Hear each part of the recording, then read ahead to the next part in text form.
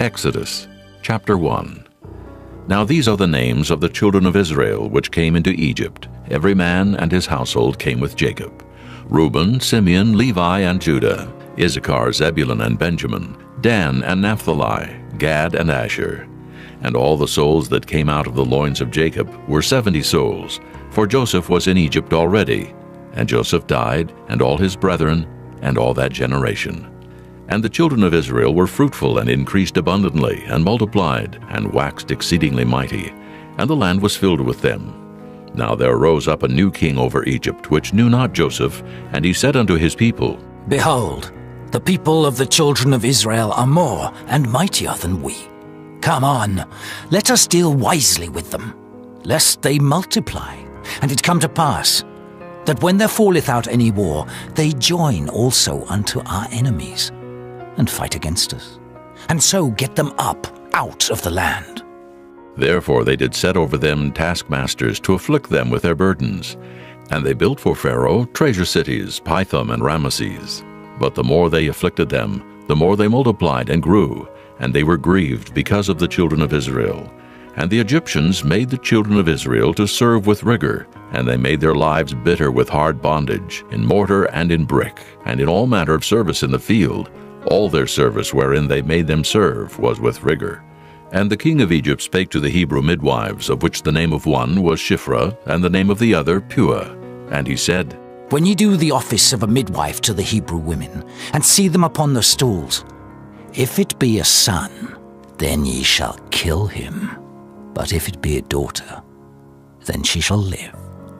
But the midwives feared God, and did not as the king of Egypt commanded them, but saved the men children alive. And the king of Egypt called for the midwives, and said unto them, Why have ye done this thing, and have saved the men children alive? And the midwives said unto Pharaoh, Because the Hebrew women are not as the Egyptian women, for they are lively, and are delivered ere the midwives come in unto them. Therefore God dealt well with the midwives, and the people multiplied and waxed very mighty. And it came to pass, because the midwives feared God, that he made them houses.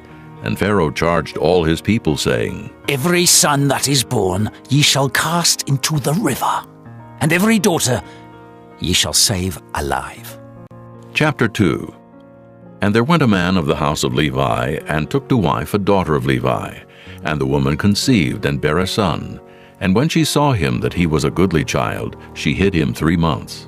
And when she could no longer hide him, she took for him an ark of bulrushes, and daubed it with slime and with pitch, and put the child therein. And she laid it in the flags by the river's brink. And his sister stood afar off to wit what would be done to him.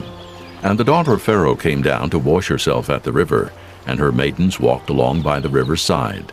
And when she saw the ark among the flags, she sent her maid to fetch it.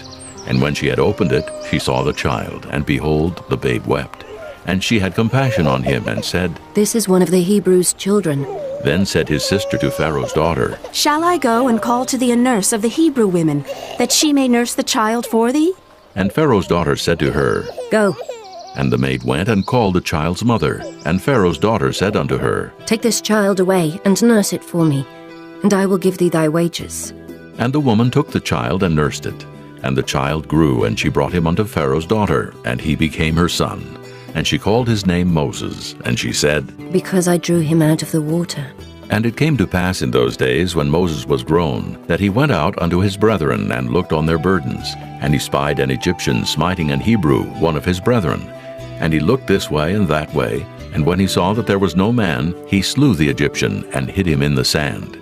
And when he went out the second day, behold, 2 men of the Hebrews strove together. And he said to him that did the wrong, Wherefore smitest thou thy fellow? And he said, Who made thee a prince and a judge over us? Intendest thou to kill me as thou killedst the Egyptian? And Moses feared, and said, Surely this thing is known. Now when Pharaoh heard this thing, he sought to slay Moses. But Moses fled from the face of Pharaoh, and dwelt in the land of Midian. And he sat down by a well. Now the priest of Midian had 7 daughters, and they came and drew water, and filled the troughs to water their father's flock. And the shepherds came and drove them away. But Moses stood up and helped them, and watered their flock. And when they came to Reuel their father, he said, How is it that ye are come so soon today? And they said, An Egyptian delivered us out of the hand of the shepherds, and also drew water enough for us, and watered the flock. And he said unto his daughters, And where is he? Why is it that ye have left the man? Call him that he may eat bread. And Moses was content to dwell with the man. And he gave Moses Zipporah his daughter, and she bare him a son, and he called his name Gershon, for he said, I have been a stranger in a strange land. And it came to pass in process of time, that the king of Egypt died, and the children of Israel sighed by reason of the bondage. And they cried, and their cry came up unto God by reason of the bondage. And God heard their groaning. And God remembered his covenant with Abraham, with Isaac, and with Jacob. And God looked upon the children of Israel, and God had respect unto them. Chapter 3. Now Moses kept the flock of Jethro his father-in-law, the priest of Midian. And he led the flock to the backside of the desert, and came to the mountain of God, even to Horeb. And the angel of the Lord appeared unto him in a flame of fire out of the midst of a bush. And he looked, and behold, the bush burned with fire, and the bush was not consumed. And Moses said, I will now turn aside and see this great sight, why the bush is not burnt. And when the Lord saw that he turned aside to see, God called unto him out of the midst of the bush, and said, Moses, Moses. And he said, Here am I. And he said, Draw not nigh hither. Put off thy shoes from off thy feet, for the place whereon thou standest is holy ground. Moreover he said, I am the God of thy father, the God of Abraham, the God of Isaac, and the God of Jacob. And Moses hid his face, for he was afraid to look upon God. And the Lord said, I have surely seen the affliction of my people which are in Egypt, and have heard their cry by reason of their taskmasters. For I know their sorrows, and I am come down to deliver them out of the hand of the Egyptians, and to bring them up out of that land, unto a good land and a large, unto a land flowing with milk and honey, unto the place of the Canaanites, and the Hittites, and the Amorites, and the Perizzites, and the Hivites, and the Jebusites. Now therefore, behold, the cry of the children of Israel is come unto me, and I have also seen the oppression wherewith the Egyptians oppress them. Come now therefore, and I will send thee unto Pharaoh, that thou mayest bring forth my people, the children of Israel, out of Egypt. And Moses said unto God, Who am I, that I should go unto Pharaoh, and that I should bring forth the children of Israel out of Egypt? And he said, Certainly I will be with thee, and this shall be a token unto thee that I have sent thee. When thou hast brought forth the people out of Egypt, ye shall serve God upon this mountain. And Moses said unto God, Behold, when I come unto the children of Israel, and shall say unto them, The God of your fathers hath sent me unto you, and they shall say to me, What is his name? What shall I say unto them? And God said unto Moses, I am that I am. And he said, Thus shalt thou say unto the children of Israel, I am hath sent me unto you. And God said moreover unto Moses, Thus shalt thou say unto the children of Israel, The Lord God of your fathers, the God of Abraham, the God of Isaac, and the God of Jacob hath sent me unto you. This is my name forever, and this is my memorial unto all generations. Go and gather the elders of Israel together, and say unto them, The Lord God of your fathers, the God of Abraham, of Isaac, and of Jacob, appeared unto me, saying, I have surely visited you, and seen that which is done to you in Egypt. And I have said, I will bring you up out of the affliction of Egypt, unto the land of the Canaanites, and the Hittites, and the Amorites, and the Perizzites, and the Hivites, and the Jebusites, unto a land flowing with milk and honey. And they shall hearken to thy voice, and thou shalt come, thou and the elders of Israel, unto the king of Egypt, and ye shall say unto him, The Lord God of the Hebrews hath met with us, and now let us go. We beseech thee, 3 days' journey into the wilderness, that we may sacrifice to the Lord our God. And I am sure that the king of Egypt will not let you go, no, not by a mighty hand. And I will stretch out my hand and smite Egypt with all my wonders which I will do in the midst thereof. And after that he will let you go. And I will give this people favor in the sight of the Egyptians. And it shall come to pass that when ye go, ye shall not go empty. But every woman shall borrow of her neighbor, and of her that sojourneth in her house, jewels of silver, and jewels of gold, and raiment. And ye shall put them upon your sons and upon your daughters, and ye shall spoil the Egyptians. Chapter 4. And Moses answered and said, But behold, they will not believe me, nor hearken unto my voice. For they will say, The Lord hath not appeared unto thee. And the Lord said unto him, What is that in thine hand? And he said, A rod. And he said, Cast it on the ground. And he cast it on the ground, and it became a serpent, and Moses fled from before it. And the Lord said unto Moses, Put forth thine hand, and take it by the tail. And he put forth his hand, and caught it, and it became a rod in his hand. That they may believe that the Lord God of their fathers, the God of Abraham, the God of Isaac, and the God of Jacob, hath appeared unto thee. And the Lord said furthermore unto him, Put now thine hand into thy bosom. And he put his hand into his bosom. And when he took it out, behold, his hand was leprous as snow. And he said, Put thine hand into thy bosom again. And he put his hand into his bosom again, and plucked it out of his bosom.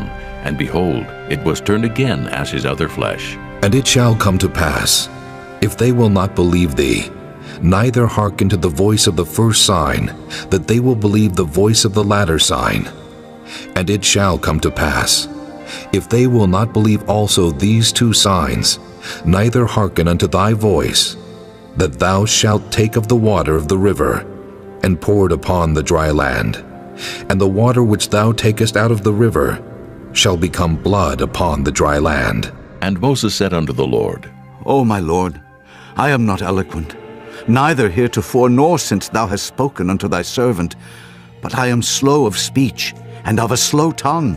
And the Lord said unto him, Who hath made man's mouth? Or who maketh the dumb or deaf, or the seen or the blind? Have not I the Lord? Now therefore go, and I will be with thy mouth, and teach thee what thou shalt say. And he said, O my Lord, send, I pray thee, by the hand of him whom thou wilt send. And the anger of the Lord was kindled against Moses, and he said, Is not Aaron the Levite thy brother? I know that he can speak well. And also, behold, he cometh forth to meet thee, and when he seeth thee, he will be glad in his heart. And thou shalt speak unto him, and put words in his mouth. And I will be with thy mouth, and with his mouth, and will teach you what ye shall do. And he shall be thy spokesman unto the people. And he shall be, even he shall be to thee instead of a mouth, and thou shalt be to him instead of God. And thou shalt take this rod in thine hand, wherewith thou shalt do signs. And Moses went and returned to Jethro his father-in-law, and said unto him, Let me go, I pray thee, and return unto my brethren which are in Egypt, and see whether they be yet alive. And Jethro said to Moses, Go in peace. And the Lord said unto Moses in Midian, Go, return into Egypt, for all the men are dead which sought thy life. And Moses took his wife and his sons, and set them upon an ass, and he returned to the land of Egypt. And Moses took the rod of God in his hand. And the Lord said unto Moses, When thou goest to return into Egypt, see that thou do all those wonders before Pharaoh, which I have put in thine hand. But I will harden his heart, that he shall not let the people go. And thou shalt say unto Pharaoh, Thus saith the Lord, Israel is my son, even my firstborn. And I say unto thee, Let my son go, that he may serve me. And if thou refuse to let him go, behold, I will slay thy son, even thy firstborn. And it came to pass by the way in the inn, that the Lord met him, and sought to kill him. Then Zipporah took a sharp stone, and cut off the foreskin of her son, and cast it at his feet, and said, Surely a bloody husband art thou to me. So he let him go. Then she said, A bloody husband thou art, because of the circumcision. And the Lord said to Aaron, Go into the wilderness to meet Moses. And he went and met him in the mount of God and kissed him. And Moses told Aaron all the words of the Lord who had sent him, and all the signs which he had commanded him. And Moses and Aaron went and gathered together all the elders of the children of Israel. And Aaron spake all the words which the Lord had spoken unto Moses, and did the signs in the sight of the people. And the people believed. And when they heard that the Lord had visited the children of Israel, and that he had looked upon their affliction, then they bowed their heads and worshipped. Chapter 5. And afterward Moses and Aaron went in and told Pharaoh, Thus saith the Lord God of Israel, Let my people go, that they may hold a feast unto me in the wilderness. And Pharaoh said, Who is the Lord, that I should obey his voice to let Israel go?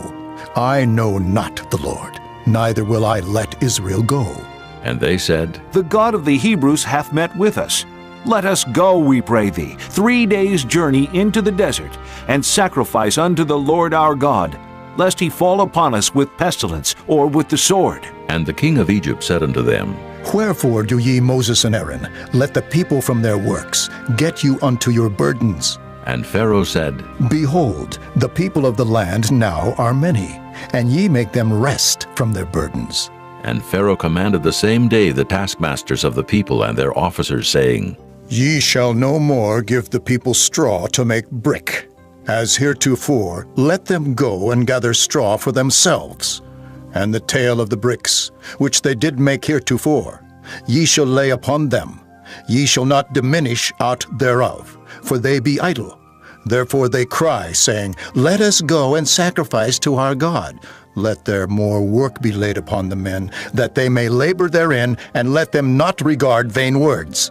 And the taskmasters of the people went out, and their officers, and they spake to the people, saying, Thus saith Pharaoh, I will not give you straw. Go ye, get you straw where ye can find it, yet not aught of your work shall be diminished. So the people were scattered abroad throughout all the land of Egypt to gather stubble instead of straw. And the taskmasters hasted them, saying, Fulfill your works, your daily tasks, as when there was straw. And the officers of the children of Israel, which Pharaoh's taskmasters had set over them, were beaten and demanded, Wherefore have ye not fulfilled your task in making brick both yesterday and today, as heretofore? Then the officers of the children of Israel came and cried unto Pharaoh, saying, Wherefore dealest thou thus with thy servants? There is no straw given unto thy servants, and they say to us, Make brick. And behold, thy servants are beaten, but the fault is in thine own people. But he said, Ye are idle. Ye are idle. Therefore ye say, Let us go and do sacrifice to the Lord. Go therefore now, and work. For there shall no straw be given you, yet shall ye deliver the tale of bricks. And the officers of the children of Israel did see that they were in evil case after it was said, Ye shall not diminish aught from your bricks of your daily task. And they met Moses and Aaron, who stood in the way as they came forth from Pharaoh. And they said unto them, The Lord look upon you and judge, because ye have made our savor to be abhorred in the eyes of Pharaoh, and in the eyes of his servants to put a sword in their hand to slay us. And Moses returned unto the Lord and said, Lord, wherefore hast thou so evil entreated this people? Why is it that thou hast sent me? For since I came to Pharaoh to speak in thy name, he hath done evil to this people. Neither hast thou delivered thy people at all. Chapter 6. Then the Lord said unto Moses, Now shalt thou see what I will do to Pharaoh. For with a strong hand shall he let them go, and with a strong hand shall he drive them out of his land. And God spake unto Moses and said unto him, I am the Lord, and I appeared unto Abraham, unto Isaac, and unto Jacob by the name of God Almighty. But by my name Jehovah was I not known to them. And I have also established my covenant with them, to give them the land of Canaan, the land of their pilgrimage, wherein they were strangers. And I have also heard the groaning of the children of Israel, whom the Egyptians keep in bondage, and I have remembered my covenant. Wherefore say unto the children of Israel, I am the Lord, and I will bring you out from under the burdens of the Egyptians, and I will rid you out of their bondage, and I will redeem you with a stretched out arm, and with great judgments. And I will take you to me for a people, and I will be to you a God.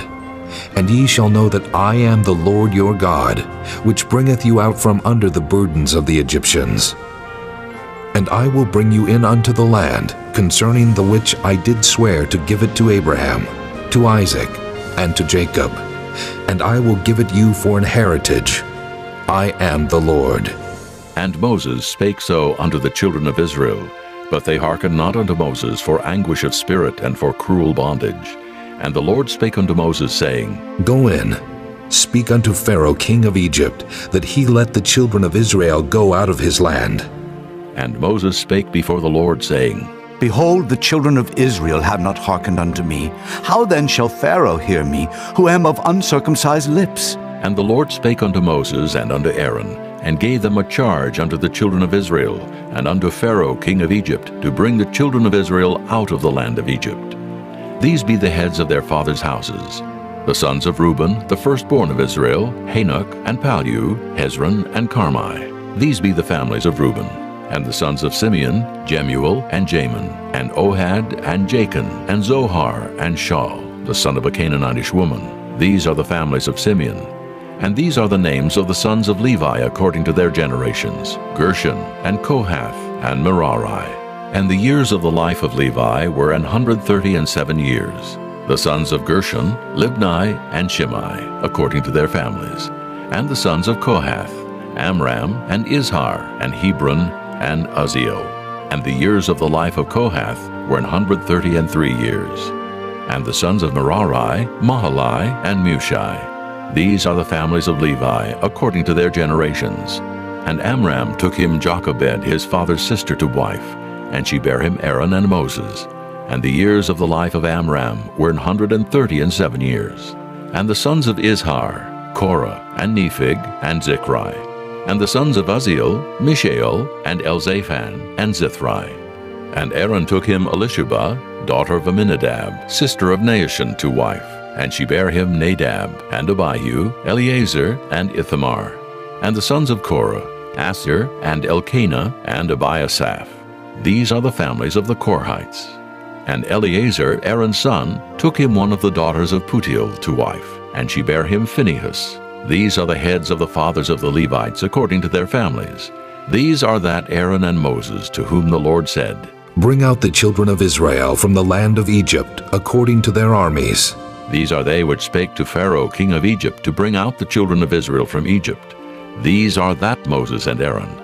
And it came to pass on the day when the Lord spake unto Moses in the land of Egypt, that the Lord spake unto Moses, saying, I am the Lord. Speak thou unto Pharaoh king of Egypt all that I say unto thee. And Moses said before the Lord, Behold, I am of uncircumcised lips, and how shall Pharaoh hearken unto me? Chapter 7. And the Lord said unto Moses, See, I have made thee a god to Pharaoh, and Aaron thy brother shall be thy prophet. Thou shalt speak all that I command thee, and Aaron thy brother shall speak unto Pharaoh, that he send the children of Israel out of his land. And I will harden Pharaoh's heart, and multiply my signs and my wonders in the land of Egypt.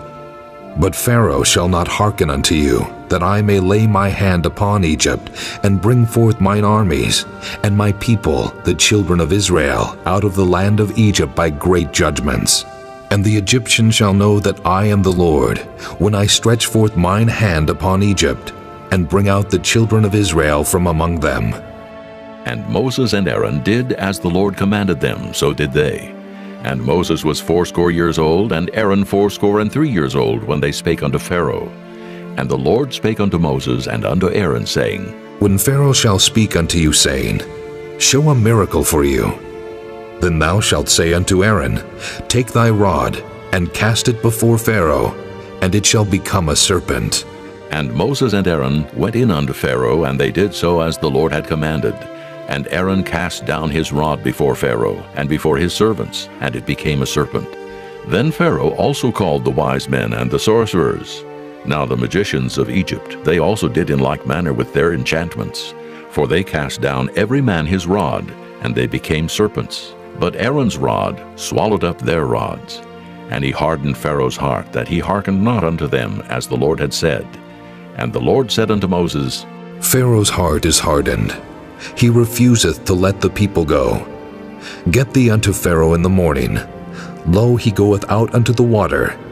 And thou shalt stand by the river's brink against Hecom. And the rod which was turned to a serpent shalt thou take in thine hand. And thou shalt say unto him, The Lord God of the Hebrews hath sent me unto thee, saying, Let my people go, that they may serve me in the wilderness. And behold, hitherto thou wouldest not hear. Thus saith the Lord, In this thou shalt know that I am the Lord. Behold, I will smite with the rod that is in mine hand upon the waters which are in the river, and they shall be turned to blood. And the fish that is in the river shall die, and the river shall stink, and the Egyptians shall loathe to drink of the water of the river.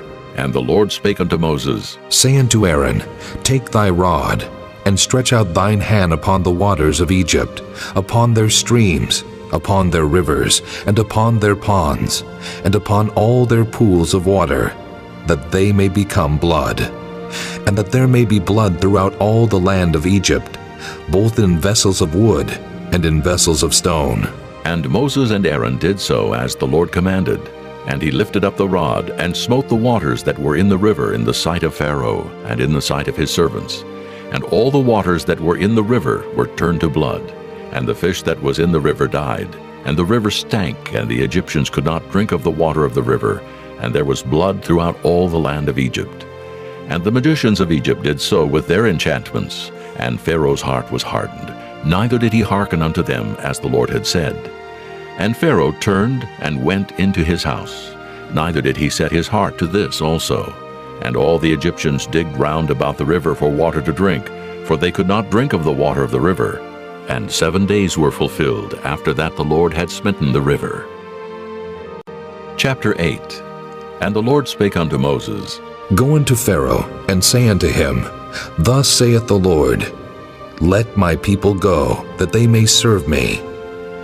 And if thou refuse to let them go, behold, I will smite all thy borders with frogs, and the river shall bring forth frogs abundantly, which shall go up and come into thine house, and into thy bedchamber, and upon thy bed, and into the house of thy servants, and upon thy people, and into thine ovens, and into thy kneading troughs. And the frogs shall come up both on thee, and upon thy people, and upon all thy servants.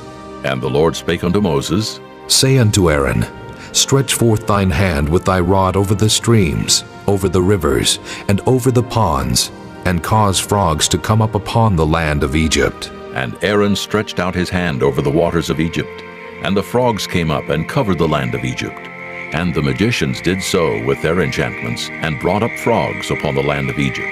Then Pharaoh called for Moses and Aaron, and said, Entreat the Lord, that he may take away the frogs from me and from my people, and I will let the people go, that they may do sacrifice unto the Lord. And Moses said unto Pharaoh, Glory over me.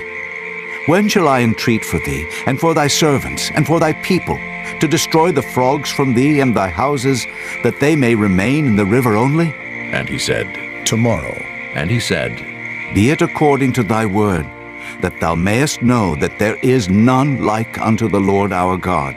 And the frogs shall depart from thee, and from thy houses, and from thy servants, and from thy people. They shall remain in the river only. And Moses and Aaron went out from Pharaoh, and Moses cried unto the Lord because of the frogs which he had brought against Pharaoh. And the Lord did according to the word of Moses, and the frogs died out of the houses, out of the villages, and out of the fields. And they gathered them together upon heaps, and the land stank. But when Pharaoh saw that there was respite, he hardened his heart, and hearkened not unto them as the Lord had said. And the Lord said unto Moses, Say unto Aaron, Stretch out thy rod, and smite the dust of the land, that it may become lice throughout all the land of Egypt. And they did so. For Aaron stretched out his hand with his rod, and smote the dust of the earth, and it became lice in man and in beast. All the dust of the land became lice throughout all the land of Egypt. And the magicians did so with their enchantments to bring forth lice, but they could not. So there were lice upon man and upon beast. Then the magicians said unto Pharaoh, This is the finger of God. And Pharaoh's heart was hardened, and he hearkened not unto them as the Lord had said. And the Lord said unto Moses, Rise up early in the morning, and stand before Pharaoh. Lo, he cometh forth to the water, and say unto him, Thus saith the Lord, Let my people go, that they may serve me. Else, if thou wilt not let my people go, behold, I will send swarms of flies upon thee, and upon thy servants, and upon thy people, and into thy houses, and the houses of the Egyptians shall be full of swarms of flies, and also the ground whereon they are. And I will sever in that day the land of Goshen, in which my people dwell, that no swarms of flies shall be there, to the end thou mayest know that I am the Lord in the midst of the earth. And I will put a division between my people and thy people. Tomorrow shall this sign be. And the Lord did so.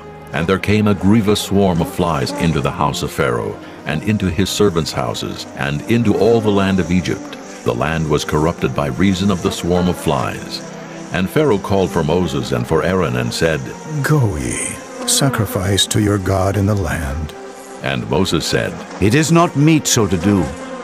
For we shall sacrifice the abomination of the Egyptians to the Lord our God. Lo, shall we sacrifice the abomination of the Egyptians before their eyes? And will they not stone us?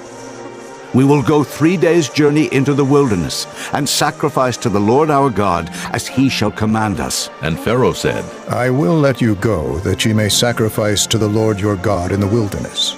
Only ye shall not go very far away. Entreat for me. And Moses said, Behold, I go out from thee, and I will entreat the Lord that the swarms of flies may depart from Pharaoh, from his servants, and from his people, tomorrow. But let not Pharaoh deal deceitfully any more in not letting the people go to sacrifice to the Lord. And Moses went out from Pharaoh and entreated the Lord. And the Lord did according to the word of Moses, and he removed the swarms of flies from Pharaoh, from his servants, and from his people. There remained not one. And Pharaoh hardened his heart at this time also, neither would he let the people go. Chapter 9. Then the Lord said unto Moses, Go in unto Pharaoh, and tell him, Thus saith the Lord God of the Hebrews, Let my people go, that they may serve me.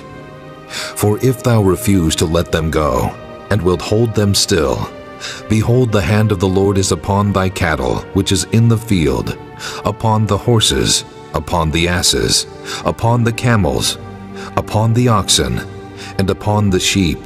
There shall be a very grievous murrain. And the Lord shall sever between the cattle of Israel and the cattle of Egypt, and there shall nothing die of all that is the children's of Israel. And the Lord appointed a set time, saying, Tomorrow the Lord shall do this thing in the land. And the Lord did that thing on the morrow, and all the cattle of Egypt died, but of the cattle of the children of Israel died not one. And Pharaoh sent, and behold, there was not one of the cattle of the Israelites dead. And the heart of Pharaoh was hardened, and he did not let the people go. And the Lord said unto Moses and unto Aaron, Take to you handfuls of ashes of the furnace, and let Moses sprinkle it toward the heaven in the sight of Pharaoh. And it shall become small dust in all the land of Egypt, and shall be a boil breaking forth with blains upon man, and upon beast throughout all the land of Egypt.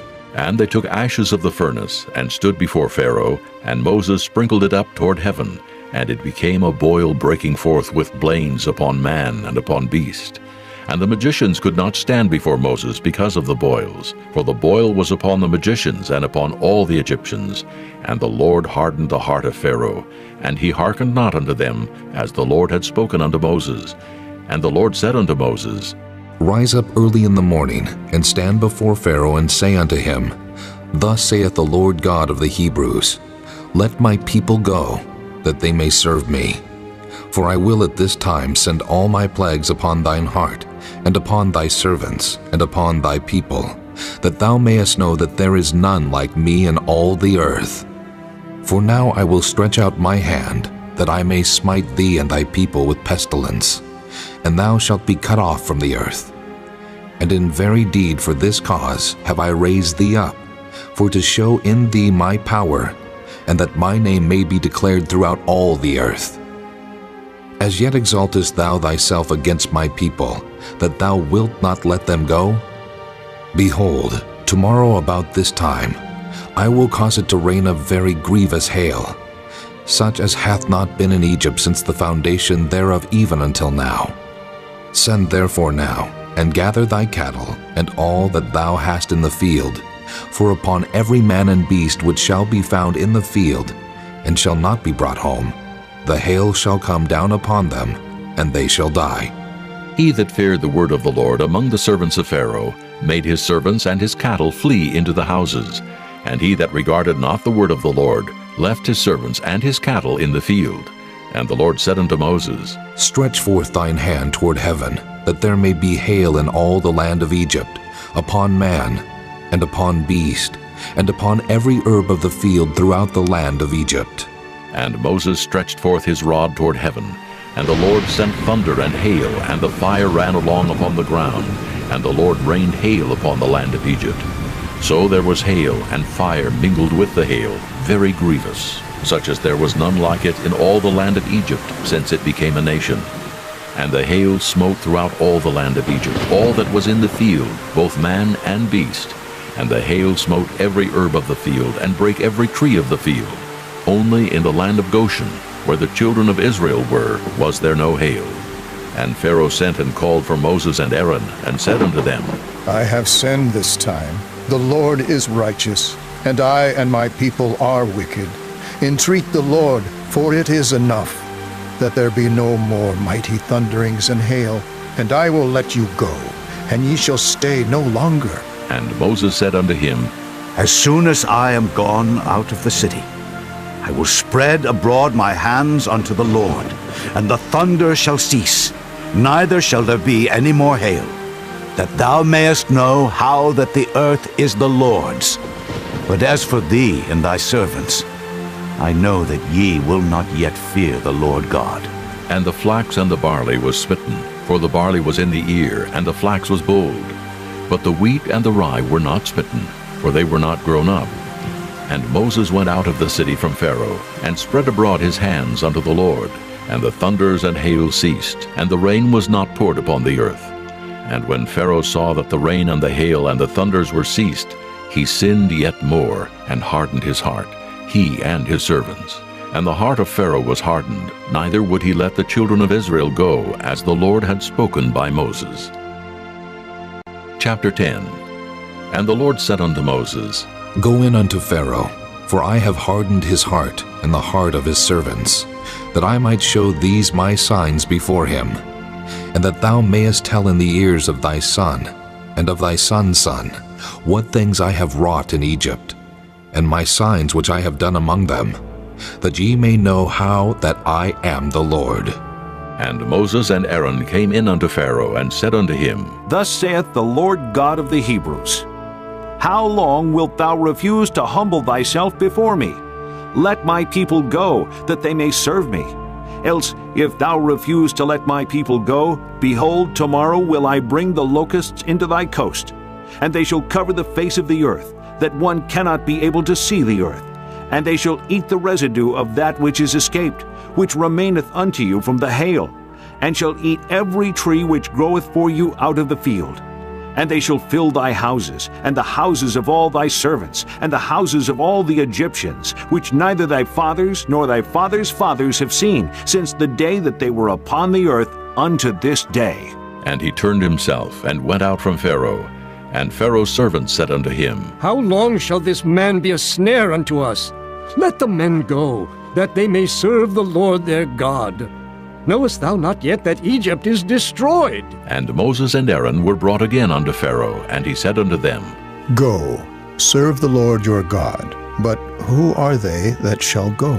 And Moses said, We will go with our young and with our old, with our sons and with our daughters, with our flocks and with our herds will we go. For we must hold a feast unto the Lord. And he said unto them, Let the Lord be so with you, as I will let you go, and your little ones. Look to it, for evil is before you. Not so. Go now, ye that are men, and serve the Lord, for that ye did desire. And they were driven out from Pharaoh's presence. And the Lord said unto Moses, Stretch out thine hand over the land of Egypt for the locusts, that they may come up upon the land of Egypt, and eat every herb of the land, even all that the hail hath left. And Moses stretched forth his rod over the land of Egypt. And the Lord brought an east wind upon the land all that day and all that night. And when it was morning, the east wind brought the locusts. And the locusts went up over all the land of Egypt, and rested in all the coasts of Egypt. Very grievous were they. Before them there were no such locusts as they, neither after them shall be such. For they covered the face of the whole earth, so that the land was darkened. And they did eat every herb of the land, and all the fruit of the trees which the hail had left. And there remained not any green thing in the trees, or in the herbs of the field through all the land of Egypt. Then Pharaoh called for Moses and Aaron in haste, and he said, I have sinned against the Lord your God and against you. Now therefore forgive, I pray thee, my sin only this once, and entreat the Lord your God that he may take away from me this death only. And he went out from Pharaoh and entreated the Lord. And the Lord turned a mighty strong west wind, which took away the locusts and cast them into the Red Sea. There remained not one locust in all the coasts of Egypt. But the Lord hardened Pharaoh's heart, so that he would not let the children of Israel go. And the Lord said unto Moses, Stretch out thine hand toward heaven, that there may be darkness over the land of Egypt, even darkness which may be felt. And Moses stretched forth his hand toward heaven, and there was a thick darkness in all the land of Egypt 3 days. They saw not one another, neither rose any from his place for 3 days, but all the children of Israel had light in their dwellings. And Pharaoh called unto Moses and said, Go ye, serve the Lord. Only let your flocks and your herds be stayed. Let your little ones also go with you. And Moses said, Thou must give us also sacrifices and burnt offerings, that we may sacrifice unto the Lord our God. Our cattle also shall go with us. There shall not an hoof be left behind, for thereof must we take to serve the Lord our God. And we know not with what we must serve the Lord until we come thither. But the Lord hardened Pharaoh's heart, and he would not let them go. And Pharaoh said unto him, Get thee from me. Take heed to thyself. See my face no more, for in that day thou seest my face, thou shalt die. And Moses said, Thou hast spoken well. I will see thy face again no more. Chapter 11. And the Lord said unto Moses, Yet will I bring one plague more upon Pharaoh and upon Egypt. Afterwards he will let you go hence. When he shall let you go, he shall surely thrust you out hence altogether. Speak now in the ears of the people, and let every man borrow of his neighbor, and every woman of her neighbor, jewels of silver and jewels of gold. And the Lord gave the people favor in the sight of the Egyptians. Moreover, the man Moses was very great in the land of Egypt, in the sight of Pharaoh's servants, and in the sight of the people. And Moses said, Thus saith the Lord, About midnight will I go out into the midst of Egypt, and all the firstborn in the land of Egypt shall die, from the firstborn of Pharaoh that sitteth upon his throne, even unto the firstborn of the maidservant that is behind the mill, and all the firstborn of beasts. And there shall be a great cry throughout all the land of Egypt, such as there was none like it, nor shall be like it any more. But against any of the children of Israel shall not a dog move his tongue, against man or beast, that ye may know how that the Lord doth put a difference between the Egyptians and Israel. And all these thy servants shall come down unto me, and bow down themselves unto me, saying, Get thee out, and all the people that follow thee. And after that I will go out. And he went out from Pharaoh in a great anger. And the Lord said unto Moses, Pharaoh shall not hearken unto you, that my wonders may be multiplied in the land of Egypt. And Moses and Aaron did all these wonders before Pharaoh. And the Lord hardened Pharaoh's heart, so that he would not let the children of Israel go out of his land. Chapter 12. And the Lord spake unto Moses and Aaron in the land of Egypt, saying, This month shall be unto you the beginning of months. It shall be the first month of the year to you. Speak ye unto all the congregation of Israel, saying, In the 10th day of this month they shall take to them every man a lamb, according to the house of their fathers, a lamb for an house. And if the household be too little for the lamb, let him and his neighbor next unto his house take it according to the number of the souls. Every man according to his eating shall make your count for the lamb. Your lamb shall be without blemish, a male of the first year. Ye shall take it out from the sheep or from the goats, and ye shall keep it up until the 14th day of the same month. And the whole assembly of the congregation of Israel shall kill it in the evening. And they shall take of the blood, and strike it on the 2 side posts, and on the upper doorpost of the houses, wherein they shall eat it. And they shall eat the flesh in that night, roast with fire and unleavened bread, and with bitter herbs they shall eat it. Eat not of it raw, nor sodden at all with water, but roast with fire his head with his legs, and with the purtenance thereof. And ye shall let nothing of it remain until the morning. And that which remaineth of it until the morning ye shall burn with fire.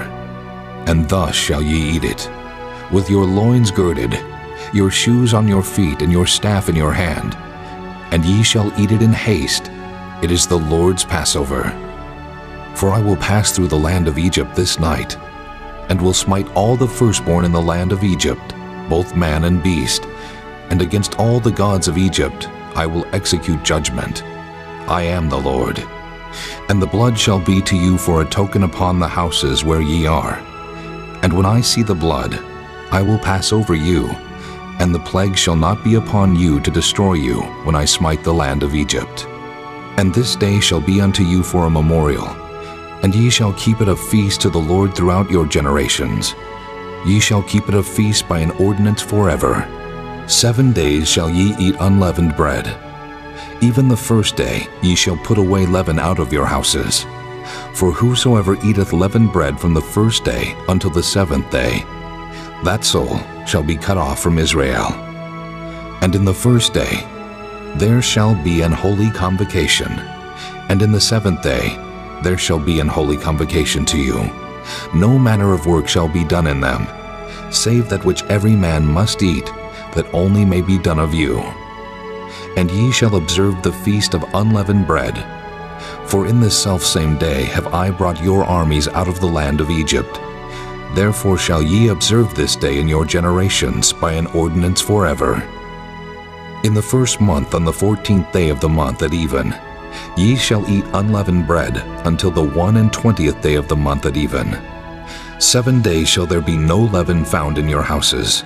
For whosoever eateth that which is leavened, even that soul shall be cut off from the congregation of Israel, whether he be a stranger or born in the land. Ye shall eat nothing leavened.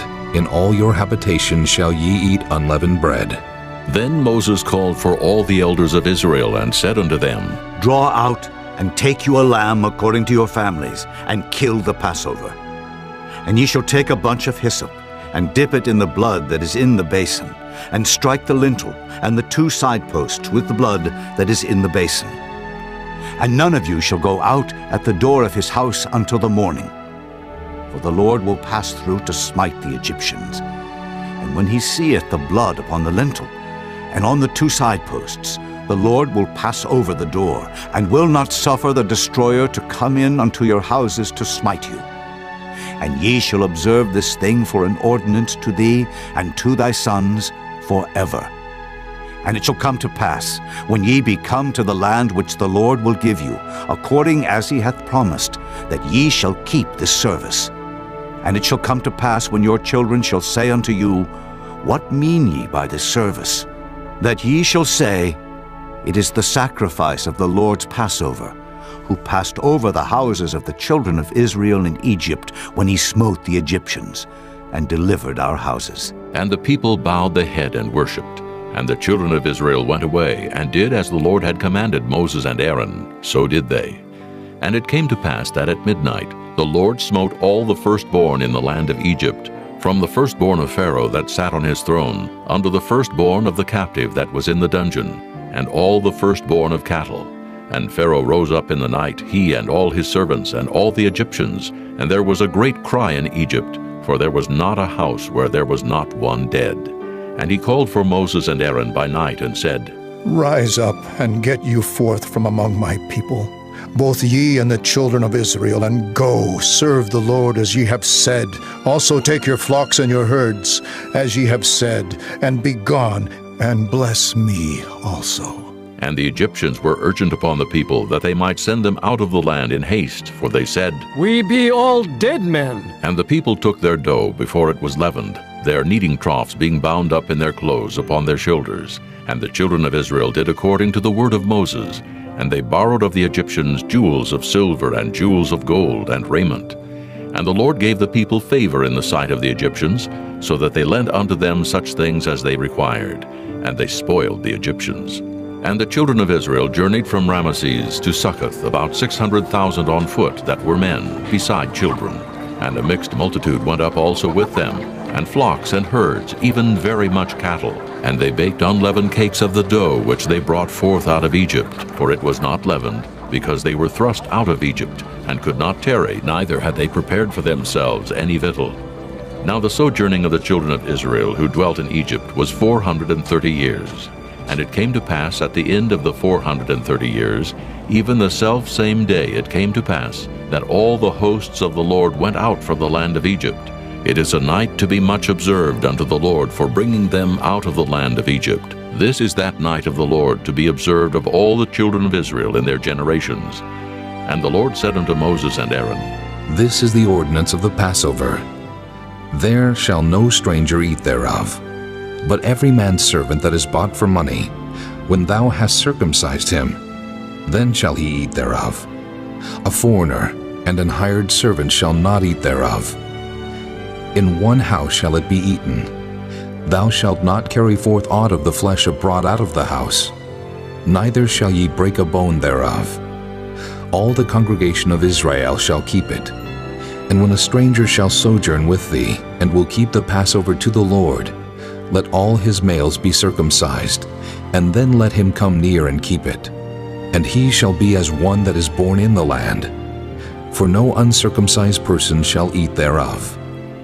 One law shall be to him that is homeborn, and unto the stranger that sojourneth among you. Thus did all the children of Israel, as the Lord commanded Moses and Aaron, so did they. And it came to pass the selfsame day that the Lord did bring the children of Israel out of the land of Egypt by their armies. Chapter 13. And the Lord spake unto Moses, saying, Sanctify unto me all the firstborn. Whatsoever openeth the womb among the children of Israel, both of man and of beast, it is mine.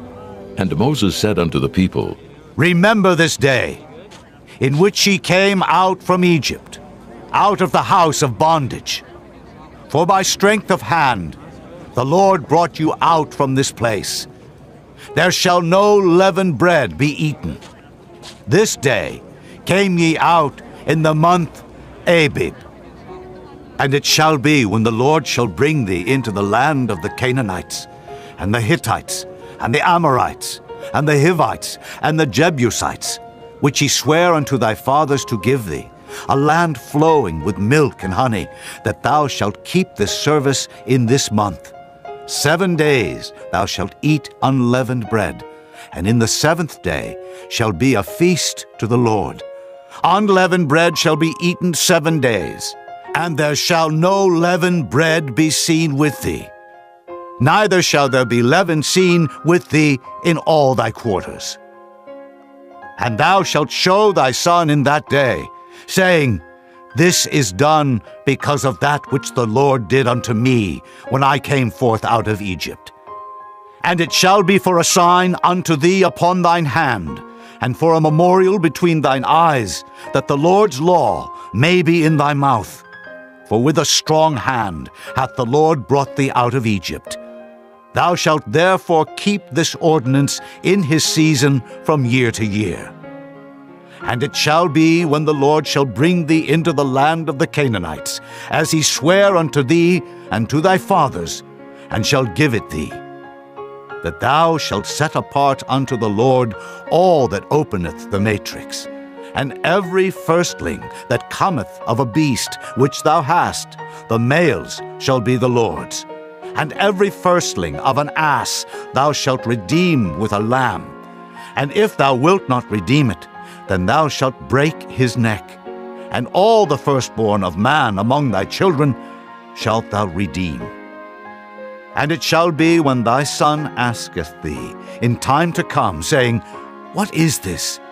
That thou shalt say unto him, By strength of hand the Lord brought us out from Egypt, from the house of bondage.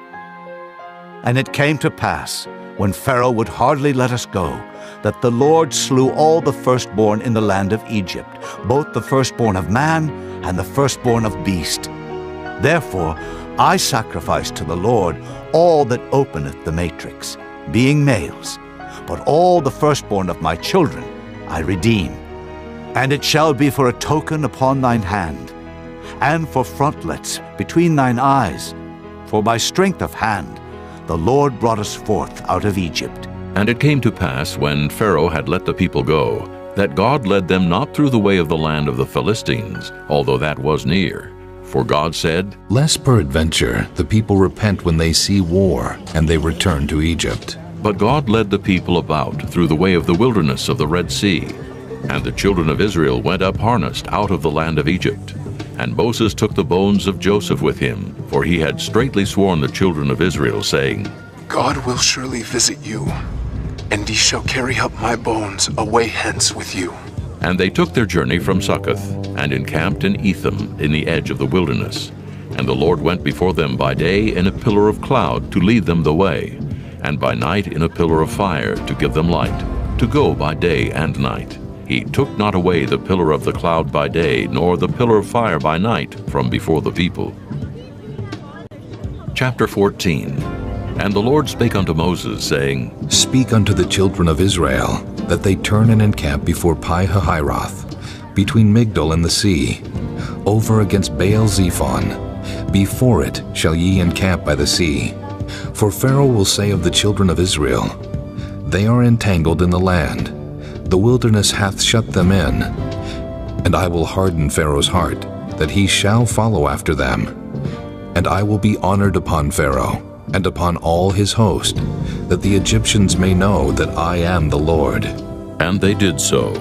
And it was told the king of Egypt that the people fled, and the heart of Pharaoh and of his servants was turned against the people, and they said, Why have we done this, that we have let Israel go from serving us? And he made ready his chariot, and took his people with him. And he took 600 chosen chariots, and all the chariots of Egypt, and captains over every one of them. And the Lord hardened the heart of Pharaoh, king of Egypt, and he pursued after the children of Israel. And the children of Israel went out with an high hand.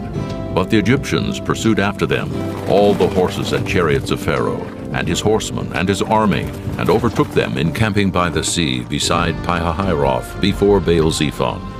And when Pharaoh drew nigh, the children of Israel lifted up their eyes, and behold, the Egyptians marched after them, and they were sore afraid. And the children of Israel cried out unto the Lord, and they said unto Moses, Because there were no graves, in Egypt hast thou taken us away to die in the wilderness? Wherefore hast thou dealt thus with us, to carry us forth out of Egypt? Is not this the word that we did tell thee in Egypt, saying, Let us alone, that we may serve the Egyptians? For it had been better for us to serve the Egyptians, than that we should die in the wilderness. And Moses said unto the people, Fear ye not. Stand still, and see the salvation of the Lord, which he will show to you today. For the Egyptians, whom ye have seen today, ye shall see them again no more forever. The Lord shall fight for you, and ye shall hold your peace. And the Lord said unto Moses, Wherefore criest thou unto me? Speak unto the children of Israel, that they go forward. But lift thou up thy rod, and stretch out thine hand over the sea, and divide it. And the children of Israel shall go on dry ground through the midst of the sea. And behold, I will harden the hearts of the Egyptians, and they shall follow them. And I will get me honor upon Pharaoh, and upon all his host, upon his chariots, and upon his horsemen. And the Egyptians shall know that I am the Lord, when I have gotten me honor upon Pharaoh, upon his chariots, and upon his horsemen. And the angel of God, which went before the camp of Israel, removed and went behind them. And the pillar of the cloud went from before their face, and stood behind them. And it came between the camp of the Egyptians and the camp of Israel, and it was a cloud and darkness to them, but it gave light by night to these, so that the one came not near the other all the night. And Moses stretched out his hand over the sea, and the Lord caused the sea to go back by a strong east wind all that night, and made the sea dry land, and the waters were divided. And the children of Israel went into the midst of the sea upon the dry ground, and the waters were a wall unto them on their right hand and on their left. And the Egyptians pursued, and went in after them to the midst of the sea, even all Pharaoh's horses, his chariots, and his horsemen. And it came to pass that in the morning watch the Lord looked unto the host of the Egyptians through the pillar of fire and of the cloud, and troubled the host of the Egyptians, and took off their chariot wheels, that they drave them heavily, so that the Egyptians said, Let us flee from the face of Israel, for the Lord fighteth for them against the Egyptians. And the Lord said unto Moses, Stretch out thine hand over the sea, that the waters may come again upon the Egyptians, upon their chariots, and upon their horsemen. And Moses stretched forth his hand over the sea, and the sea returned to his strength when the morning appeared. And the Egyptians fled against it, and the Lord overthrew the Egyptians in the midst of the sea. And the waters returned, and covered the chariots and the horsemen, and all the host of Pharaoh that came into the sea after them. There remained not so much as one of them. But the children of Israel walked upon dry land in the midst of the sea, and the waters were a wall unto them on their right hand and on their left. Thus the Lord saved Israel that day out of the hand of the Egyptians. And Israel saw the Egyptians dead upon the seashore. And Israel saw that great work which the Lord did upon the Egyptians. And the people feared the Lord, and believed the Lord and his servant Moses. Chapter 15. Then sang Moses and the children of Israel this song unto the Lord, and spake, saying, I will sing unto the Lord, for he hath triumphed gloriously. The horse and his rider hath he thrown into the sea. The Lord is my strength and song, and he is become my salvation. He is my God, and I will prepare him an habitation, my father's God, and I will exalt him. The Lord is a man of war. The Lord is his name. Pharaoh's chariots and his host hath he cast into the sea. His chosen captains also are drowned in the Red Sea. The depths have covered them. They sank into the bottom as a stone. Thy right hand, O Lord, is become glorious in power. Thy right hand, O Lord, hath dashed in pieces the enemy. And in the greatness of thine excellency, thou hast overthrown them that rose up against thee. Thou sentest forth thy wrath, which consumed them as stubble. And with the blast of thy nostrils the waters were gathered together. The flood stood upright as an heap, and the depths were congealed in the heart of the sea. The enemy said, I will pursue, I will overtake, I will divide the spoil. My lust shall be satisfied upon them. I will draw my sword, my hand shall destroy them. Thou didst blow with thy wind, the sea covered them. They sank as lead in the mighty waters. Who is like unto thee, O Lord, among the gods? Who is like thee, glorious in holiness, fearful in praises, doing wonders? Thou stretchedst out thy right hand, the earth swallowed them. Thou in thy mercy hast led forth the people which thou hast redeemed. Thou hast guided them in thy strength unto thy holy habitation. The people shall hear and be afraid. Sorrow shall take hold on the inhabitants of Palestina. Then the dukes of Edom shall be amazed. The mighty men of Moab, trembling, shall take hold upon them. All the inhabitants of Canaan shall melt away. Fear and dread shall fall upon them. By the greatness of thine arm they shall be as still as a stone, till thy people pass over, O Lord, till the people pass over which thou hast purchased. Thou shalt bring them in, and plant them in the mountain of thine inheritance, in the place, O Lord, which thou hast made for thee to dwell in the sanctuary, O Lord, which thy hands have established. The Lord shall reign forever and ever. For the horse of Pharaoh went in with his chariots and with his horsemen into the sea, And the Lord brought again the waters of the sea upon them. But the children of Israel went on dry land in the midst of the sea. And Miriam the prophetess, the sister of Aaron, took a timbrel in her hand, and all the women went out after her with timbrels and with dances. And Miriam answered them, Sing ye to the Lord, for he hath triumphed gloriously. The horse and his rider hath he thrown into the sea. So Moses brought Israel from the Red Sea, and they went out into the wilderness of Shur. And they went 3 days in the wilderness and found no water. And when they came to Marah, they could not drink of the waters of Marah, for they were bitter. Therefore the name of it was called Marah. And the people murmured against Moses, saying, What shall we drink? And he cried unto the Lord. And the Lord showed him a tree, which when he had cast into the waters were made sweet. There he made for them a statute and an ordinance, and there he proved them, and said, If thou wilt diligently hearken to the voice of the Lord thy God, and wilt do that which is right in his sight, and wilt give ear to his commandments, and keep all his statutes, I will put none of these diseases upon thee, which I have brought upon the Egyptians. For I am the Lord that healeth thee.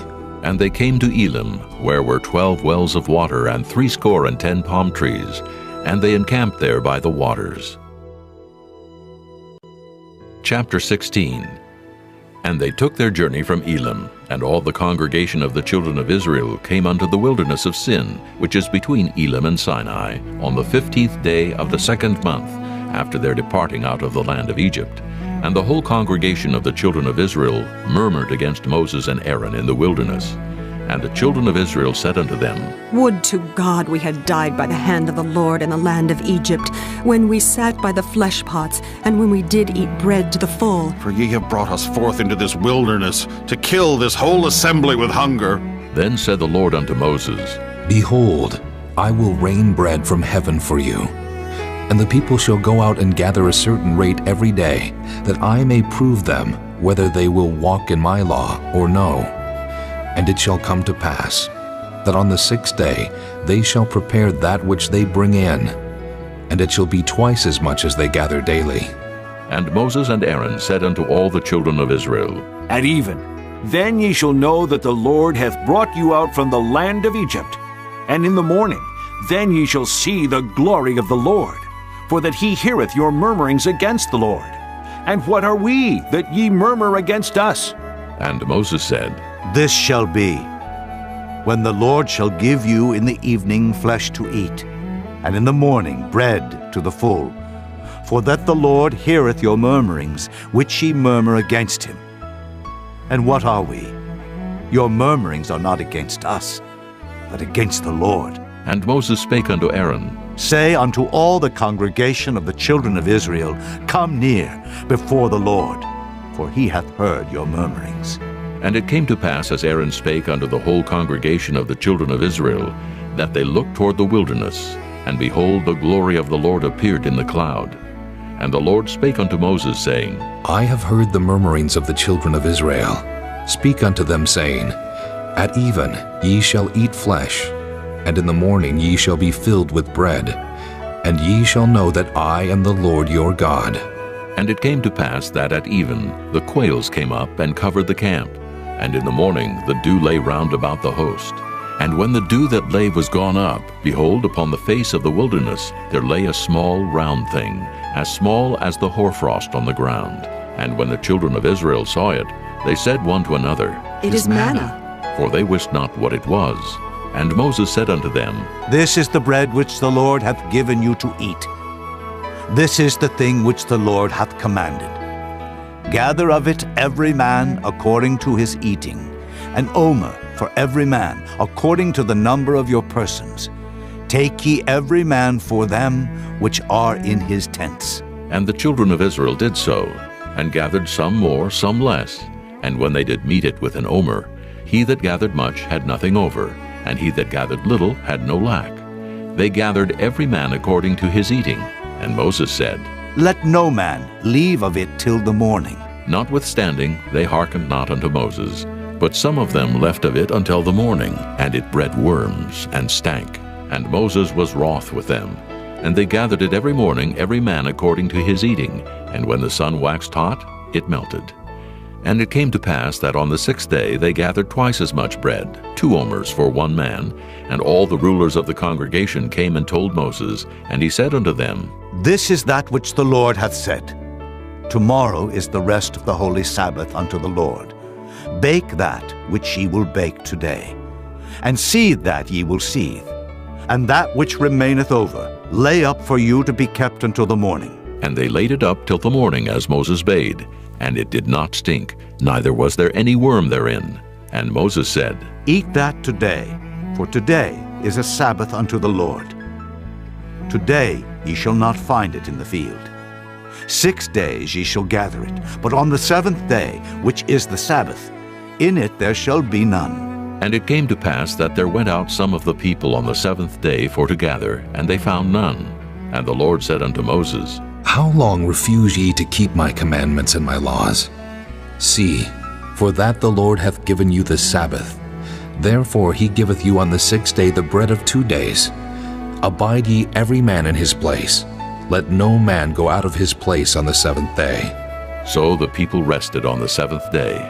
And the house of Israel called the name thereof manna, and it was like coriander seed, white, and the taste of it was like wafers made with honey. And Moses said, This is the thing which the Lord commandeth.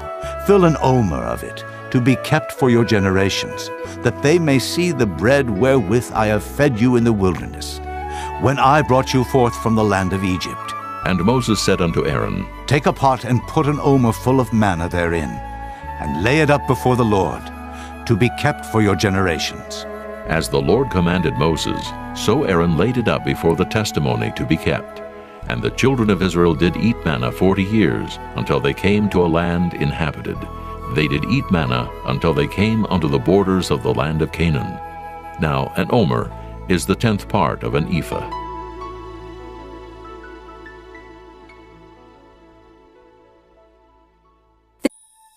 Chapter 17.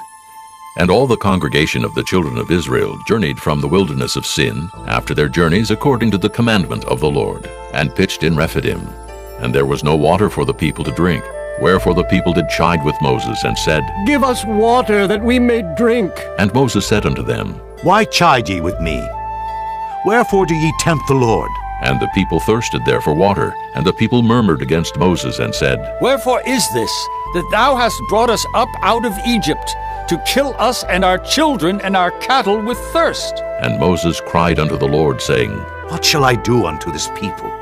They be almost ready to stone me. And the Lord said unto Moses, Go on before the people, and take with thee of the elders of Israel, and thy rod wherewith thou smotest the river, take in thine hand, and go. Behold, I will stand before thee there upon the rock in Horeb, and thou shalt smite the rock, and there shall come water out of it, that the people may drink.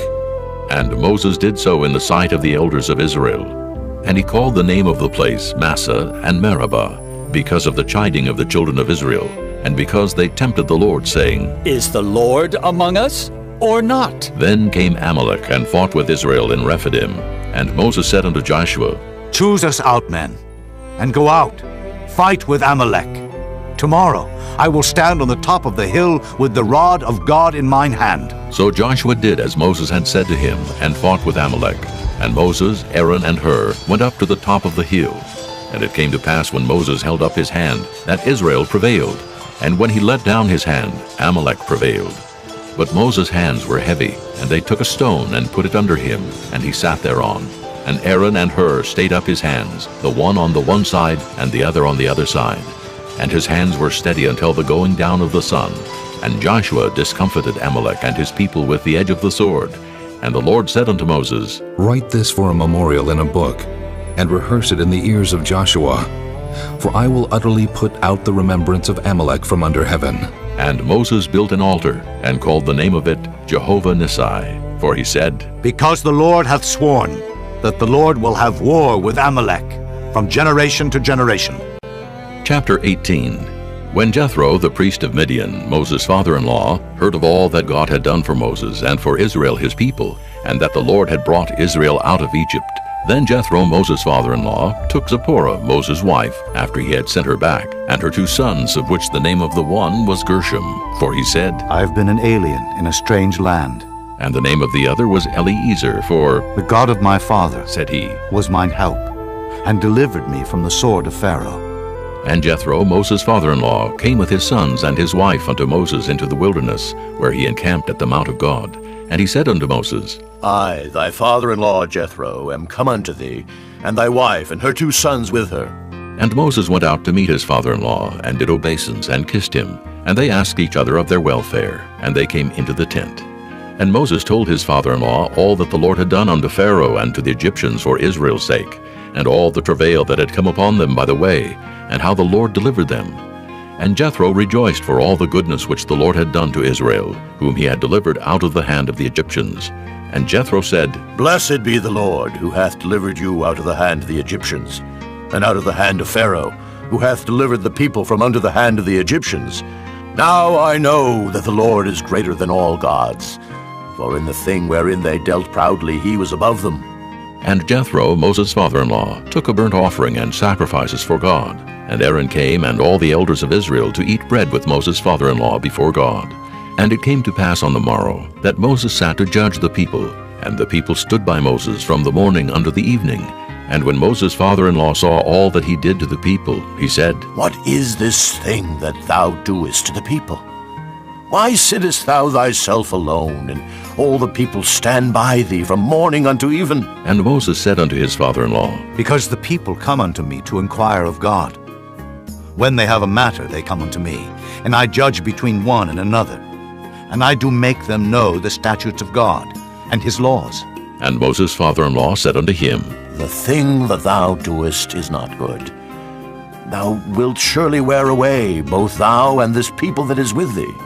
For this thing is too heavy for thee. Thou art not able to perform it thyself alone. Hearken now unto my voice. I will give thee counsel, and God shall be with thee. Be thou for the people to Godward, that thou mayest bring the causes unto God. And thou shalt teach them ordinances and laws, and shalt show them the way wherein they must walk, and the work that they must do. Moreover, thou shalt provide out of all the people able men, such as fear God, men of truth, hating covetousness, and place such over them to be rulers of thousands, and rulers of hundreds, rulers of 50s, and rulers of 10s. And let them judge the people at all seasons. And it shall be that every great matter they shall bring unto thee, but every small matter they shall judge. So shall it be easier for thyself, and they shall bear the burden with thee. If thou shalt do this thing, and God command thee so, then thou shalt be able to endure, and all this people shall also go to their place in peace. So Moses hearkened to the voice of his father-in-law, and did all that he had said. And Moses chose able men out of all Israel, and made them heads over the people, rulers of thousands, rulers of hundreds, rulers of 50s, and rulers of 10s. And they judged the people at all seasons. The hard causes they brought unto Moses, but every small matter they judged themselves. And Moses let his father-in-law depart, and he went his way into his own land. Chapter 19. In the 3rd month, when the children of Israel were gone forth out of the land of Egypt, the same day came they into the wilderness of Sinai, for they were departed from Rephidim, and were come to the desert of Sinai, and had pitched in the wilderness. And there Israel camped before the mount. And Moses went up unto God, and the Lord called unto him out of the mountain, saying, Thus shalt thou say to the house of Jacob, and tell the children of Israel, Ye have seen what I did unto the Egyptians, and how I bare you on eagle's wings, and brought you unto myself. Now therefore, if ye will obey my voice indeed, and keep my covenant, then ye shall be a peculiar treasure unto me above all people. For all the earth is mine, and ye shall be unto me a kingdom of priests, and an holy nation. These are the words which thou shalt speak unto the children of Israel. And Moses came and called for the elders of the people, and laid before their faces all these words which the Lord commanded him. And all the people answered together and said, All that the Lord hath spoken we will do. And Moses returned the words of the people unto the Lord. And the Lord said unto Moses, Lo, I come unto thee in a thick cloud, that the people may hear when I speak with thee, and believe thee forever. And Moses told the words of the people unto the Lord. And the Lord said unto Moses, Go unto the people, and sanctify them today and tomorrow, and let them wash their clothes, and be ready against the third day. For the third day the Lord will come down in the sight of all the people upon Mount Sinai. And thou shalt set bounds unto the people round about, saying, Take heed to yourselves, that ye go not up into the mount, or touch the border of it. Whosoever toucheth the mount shall be surely put to death. There shall not an hand touch it, but he shall surely be stoned or shot through. Whether it be beast or man, it shall not live. When the trumpet soundeth long, they shall come up to the mount. And Moses went down from the mount unto the people, and sanctified the people, and they washed their clothes. And he said unto the people, Be ready against the third day.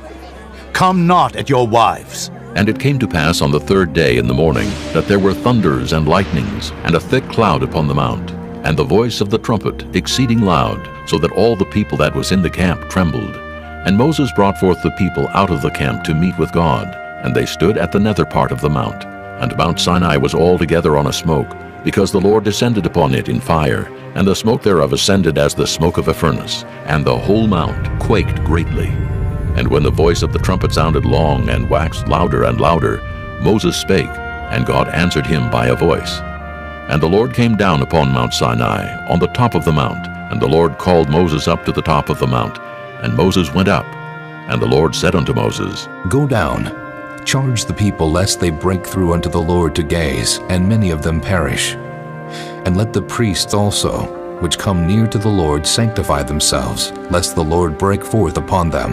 And Moses said unto the Lord, The people cannot come up to Mount Sinai, for thou chargest us, saying, Set bounds about the mount, and sanctify it. And the Lord said unto him, Away, get thee down, and thou shalt come up, thou and Aaron with thee.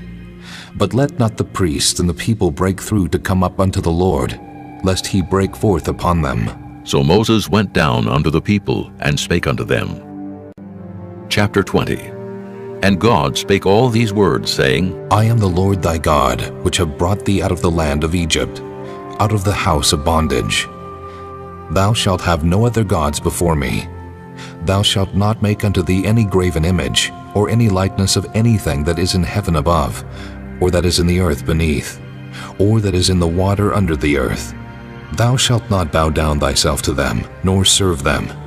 For I, the Lord thy God, am a jealous God, visiting the iniquity of the fathers upon the children unto the third and fourth generation of them that hate me, and showing mercy unto thousands of them that love me, and keep my commandments. Thou shalt not take the name of the Lord thy God in vain, for the Lord will not hold him guiltless that taketh his name in vain. Remember the Sabbath day to keep it holy.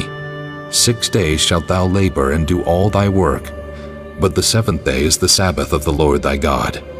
In it thou shalt not do any work, thou, nor thy son, nor thy daughter, thy manservant, nor thy maidservant, nor thy cattle, nor thy stranger that is within thy gates. For in 6 days the Lord made heaven and earth, the sea, and all that in them is, and rested the seventh day. Wherefore the Lord blessed the Sabbath day, and hallowed it. Honor thy father and thy mother, that thy days may be long upon the land which the Lord thy God giveth thee. Thou shalt not kill. Thou shalt not commit adultery. Thou shalt not steal. Thou shalt not bear false witness against thy neighbor. Thou shalt not covet thy neighbor's house. Thou shalt not covet thy neighbor's wife, nor his manservant, nor his maidservant, nor his ox, nor his ass, nor anything that is thy neighbor's. And all the people saw the thunderings and the lightnings, and the noise of the trumpet, and the mountain smoking. And when the people saw it, they removed and stood afar off. And they said unto Moses, Speak thou with us, and we will hear. But let not God speak with us, lest we die. And Moses said unto the people, Fear not, for God is come to prove you, and that his fear may be before your faces, that ye sin not. And the people stood afar off. And Moses drew near unto the thick darkness where God was. And the Lord said unto Moses, Thus thou shalt say unto the children of Israel, Ye have seen that I have talked with you from heaven. Ye shall not make with me gods of silver, neither shall ye make unto you gods of gold.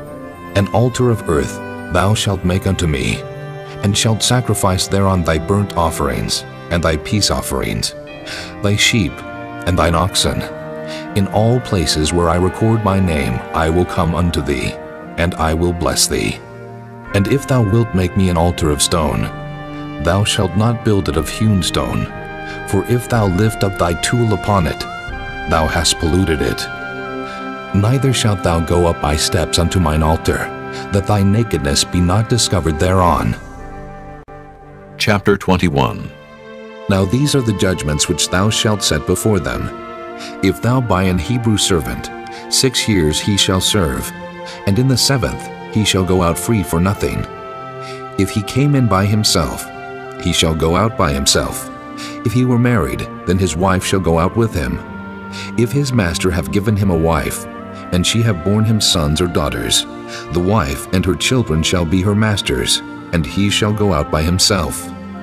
And if the servant shall plainly say, I love my master, my wife, and my children, I will not go out free, then his master shall bring him unto the judges.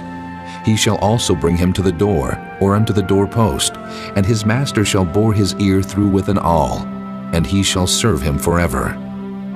And if a man sell his daughter to be a maidservant, she shall not go out as the men servants do. If she please not her master, who hath betrothed her to himself, then shall he let her be redeemed.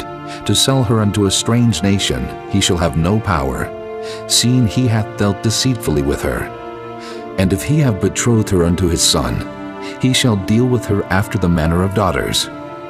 If he take him another wife, her food, her raiment, and her duty of marriage shall he not diminish. And if he do not these 3 unto her, then shall she go out free without money. He that smiteth a man so that he die, shall be surely put to death. And if a man lie not in wait, but God deliver him into his hand, then I will appoint thee a place whither he shall flee. But if a man come presumptuously upon his neighbor to slay him with guile, thou shalt take him from mine altar, that he may die. And he that smiteth his father or his mother shall be surely put to death. And he that stealeth a man and selleth him, or if he be found in his hand, he shall surely be put to death. And he that curseth his father or his mother shall surely be put to death.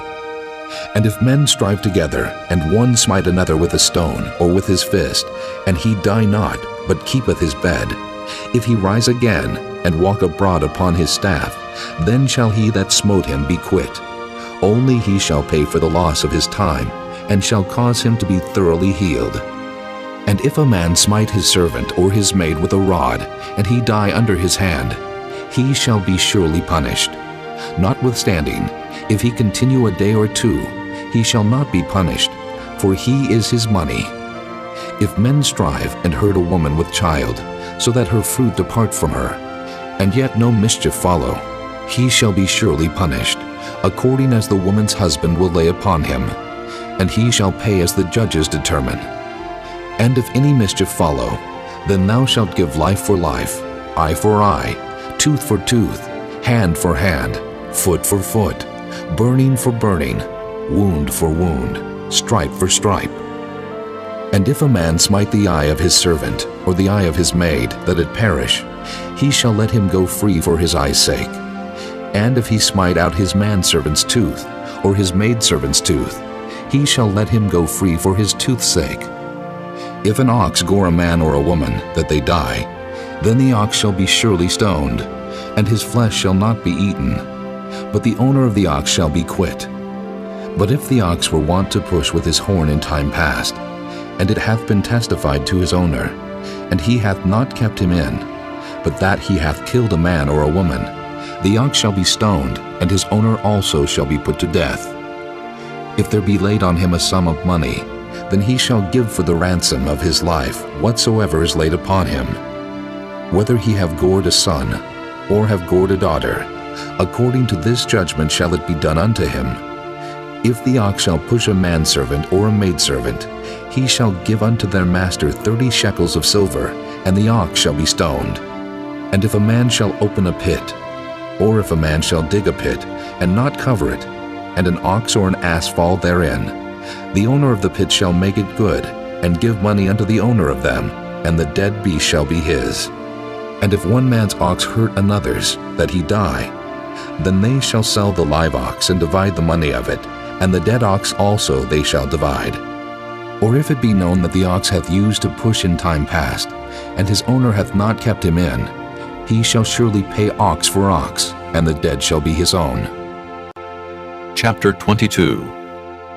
If a man shall steal an ox or a sheep and kill it or sell it, he shall restore 5 oxen for an ox, and 4 sheep for a sheep. If a thief be found breaking up, and be smitten that he die, there shall no blood be shed for him. If the sun be risen upon him, there shall be blood shed for him, for he should make full restitution. If he have nothing, then he shall be sold for his theft. If the theft be certainly found in his hand alive, whether it be ox or ass or sheep, he shall restore double. If a man shall cause a field or vineyard to be eaten, and shall put in his beast, and shall feed in another man's field, of the best of his own field, and of the best of his own vineyard, shall he make restitution. If fire break out, and catch in thorns, so that the stacks of corn, or the standing corn, or the field be consumed therewith, he that kindled the fire shall surely make restitution. If a man shall deliver unto his neighbor money or stuff to keep, and it be stolen out of the man's house, if the thief be found, let him pay double. If the thief be not found, then the master of the house shall be brought unto the judges, to see whether he have put his hand unto his neighbor's goods. For all manner of trespass, whether it be for ox, for ass, for sheep, for raiment, or for any manner of lost thing which another challengeth to be his, the cause of both parties shall come before the judges, and whom the judges shall condemn, he shall pay double unto his neighbor. If a man deliver unto his neighbor an ass, or an ox, or a sheep, or any beast to keep, and it die, or be hurt, or driven away, no man seeing it, then shall an oath of the Lord be between them both, that he hath not put his hand unto his neighbor's goods, and the owner of it shall accept thereof, and he shall not make it good. And if it be stolen from him, he shall make restitution unto the owner thereof. If it be torn in pieces, then let him bring it for witness, and he shall not make good that which was torn. And if a man borrow aught of his neighbor, and it be hurt or die, the owner thereof being not with it, he shall surely make it good. But if the owner thereof be with it, he shall not make it good. If it be an hired thing, it came for his hire. And if a man entice a maid that is not betrothed, and lie with her, he shall surely endow her to be his wife. If her father utterly refuse to give her unto him, he shall pay money according to the dowry of virgins. Thou shalt not suffer a witch to live. Whosoever lieth with a beast shall surely be put to death. He that sacrificeth unto any god, save unto the Lord only, he shall be utterly destroyed. Thou shalt neither vex a stranger, nor oppress him, for ye were strangers in the land of Egypt. Ye shall not afflict any widow or fatherless child. If thou afflict them in any wise, and they cry at all unto me, I will surely hear their cry, and my wrath shall wax hot, and I will kill you with the sword, and your wives shall be widows, and your children fatherless. If thou lend money to any of my people that is poor by thee, thou shalt not be to him as an usurer, neither shalt thou lay upon him usury. If thou at all take thy neighbor's raiment to pledge, thou shalt deliver it unto him by that the sun goeth down, for that is his covering only. It is his raiment for his skin.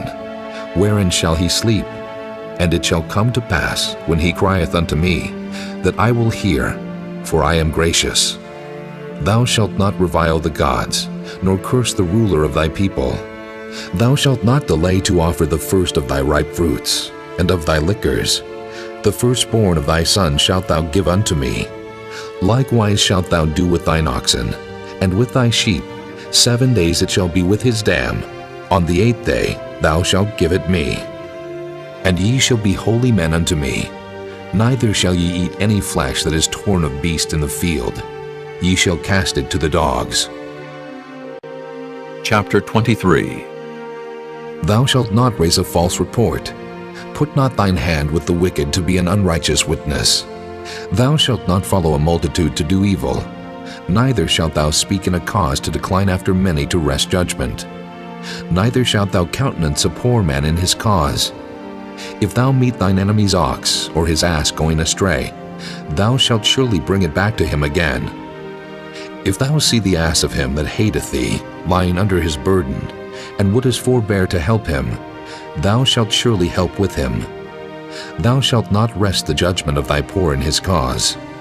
Keep thee far from a false matter, and the innocent and righteous slay thou not, for I will not justify the wicked.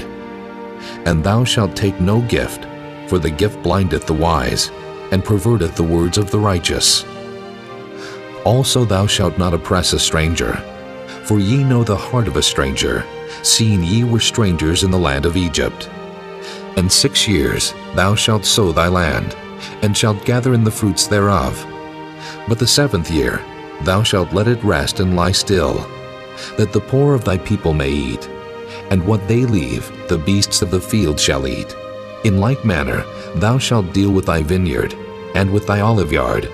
6 days thou shalt do thy work, and on the 7th day thou shalt rest, that thine ox and thine ass may rest, and the son of thy handmaid, and the stranger may be refreshed.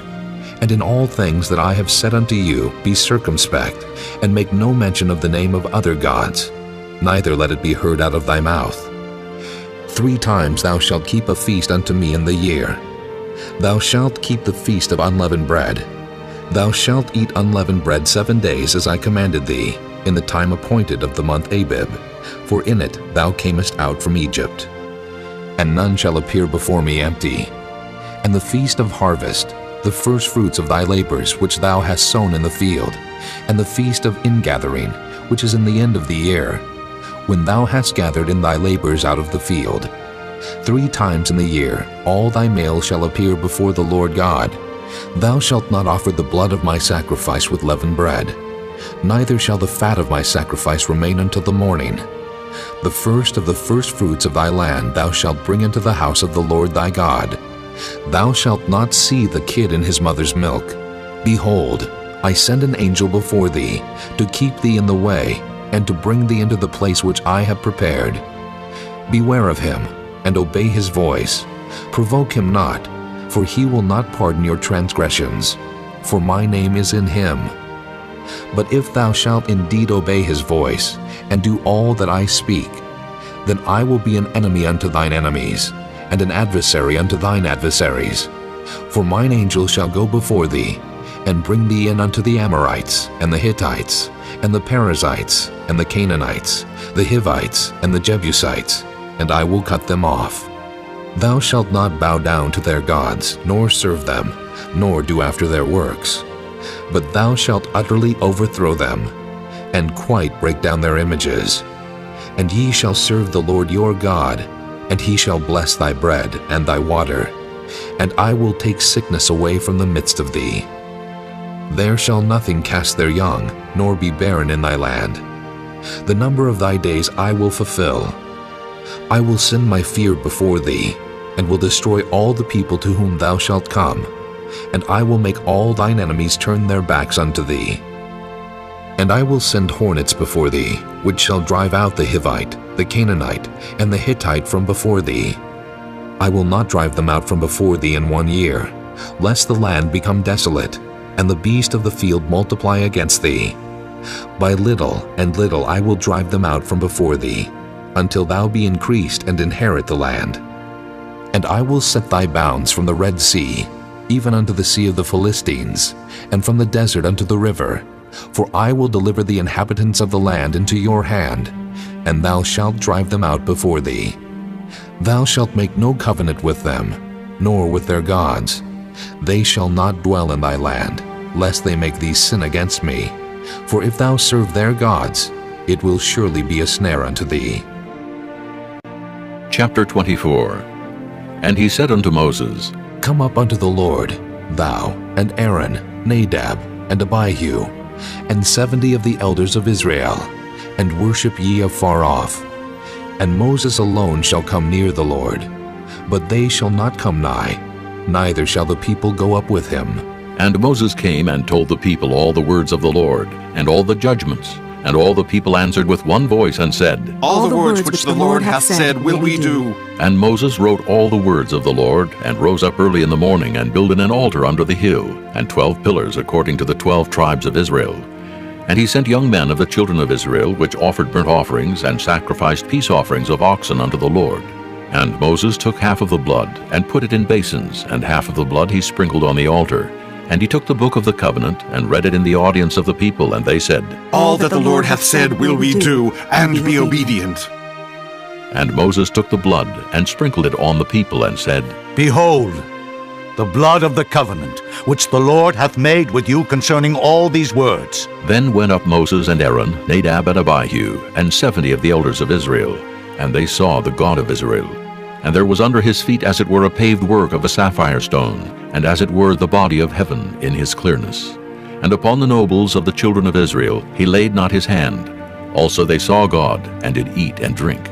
And the Lord said unto Moses, Come up to me into the mount, and be there, and I will give thee tables of stone, and a law and commandments which I have written, that thou mayest teach them. And Moses rose up, and his minister Joshua. And Moses went up into the mount of God, and he said unto the elders, Tarry ye here for us, until we come again unto you. And behold, Aaron and Hur are with you. If any man have any matters to do, let him come unto them. And Moses went up into the mount, and a cloud covered the mount.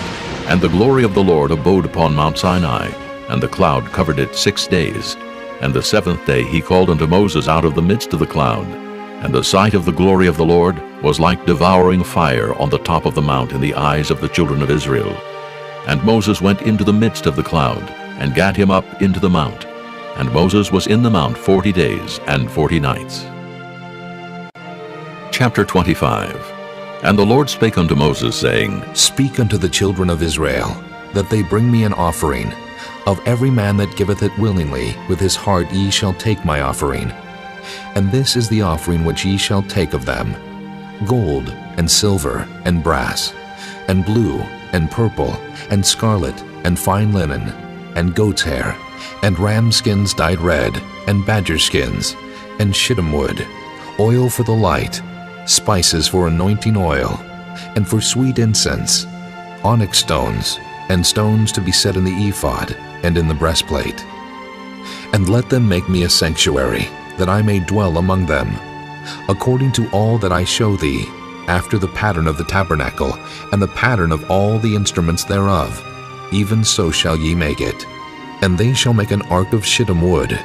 2 cubits and a half shall be the length thereof, and 1 cubit and a half the breadth thereof, and 1 cubit and a half the height thereof.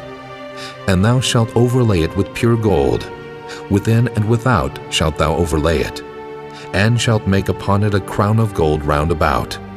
And thou shalt cast 4 rings of gold for it, and put them in the 4 corners thereof. And 2 rings shall be in the one side of it, and 2 rings in the other side of it. And thou shalt make staves of shittim wood, and overlay them with gold. And thou shalt put the staves into the rings by the sides of the ark, that the ark may be borne with them. The staves shall be in the rings of the ark. They shall not be taken from it. And thou shalt put into the ark the testimony which I shall give thee. And thou shalt make a mercy seat of pure gold. 2 cubits and a half shall be the length thereof, and 1 cubit and a half the breadth thereof. And thou shalt make 2 cherubims of gold. Of beaten work shalt thou make them in the 2 ends of the mercy seat. And make 1 cherub on the one end, and the other cherub on the other end. Even of the mercy seat shall ye make the cherubims on the 2 ends thereof. And the cherubims shall stretch forth their wings on high, covering the mercy seat with their wings, and their faces shall look one to another. Toward the mercy seat shall the faces of the cherubims be. And thou shalt put the mercy seat above upon the ark, and in the ark thou shalt put the testimony that I shall give thee. And there I will meet with thee, and I will commune with thee from above the mercy seat, from between the 2 cherubims which are upon the ark of the testimony, of all things which I will give thee in commandment unto the children of Israel. Thou shalt also make a table of shittim wood. 2 cubits shall be the length thereof, and 1 cubit the breadth thereof, and 1 cubit and a half the height thereof. And thou shalt overlay it with pure gold, and make thereto a crown of gold round about. And thou shalt make unto it a border of an handbreadth round about, and thou shalt make a golden crown to the border thereof round about. And thou shalt make for it 4 rings of gold, and put the rings in the 4 corners that are on the 4 feet thereof. Over against the border shall the rings be for places of the staves to bear the table. And thou shalt make the staves of shittim wood, and overlay them with gold, that the table may be borne with them. And thou shalt make the dishes thereof, and spoons thereof, and covers thereof, and bowls thereof, to cover withal, of pure gold shalt thou make them. And thou shalt set upon the table showbread before me alway. And thou shalt make a candlestick of pure gold, of beaten work shall the candlestick be made.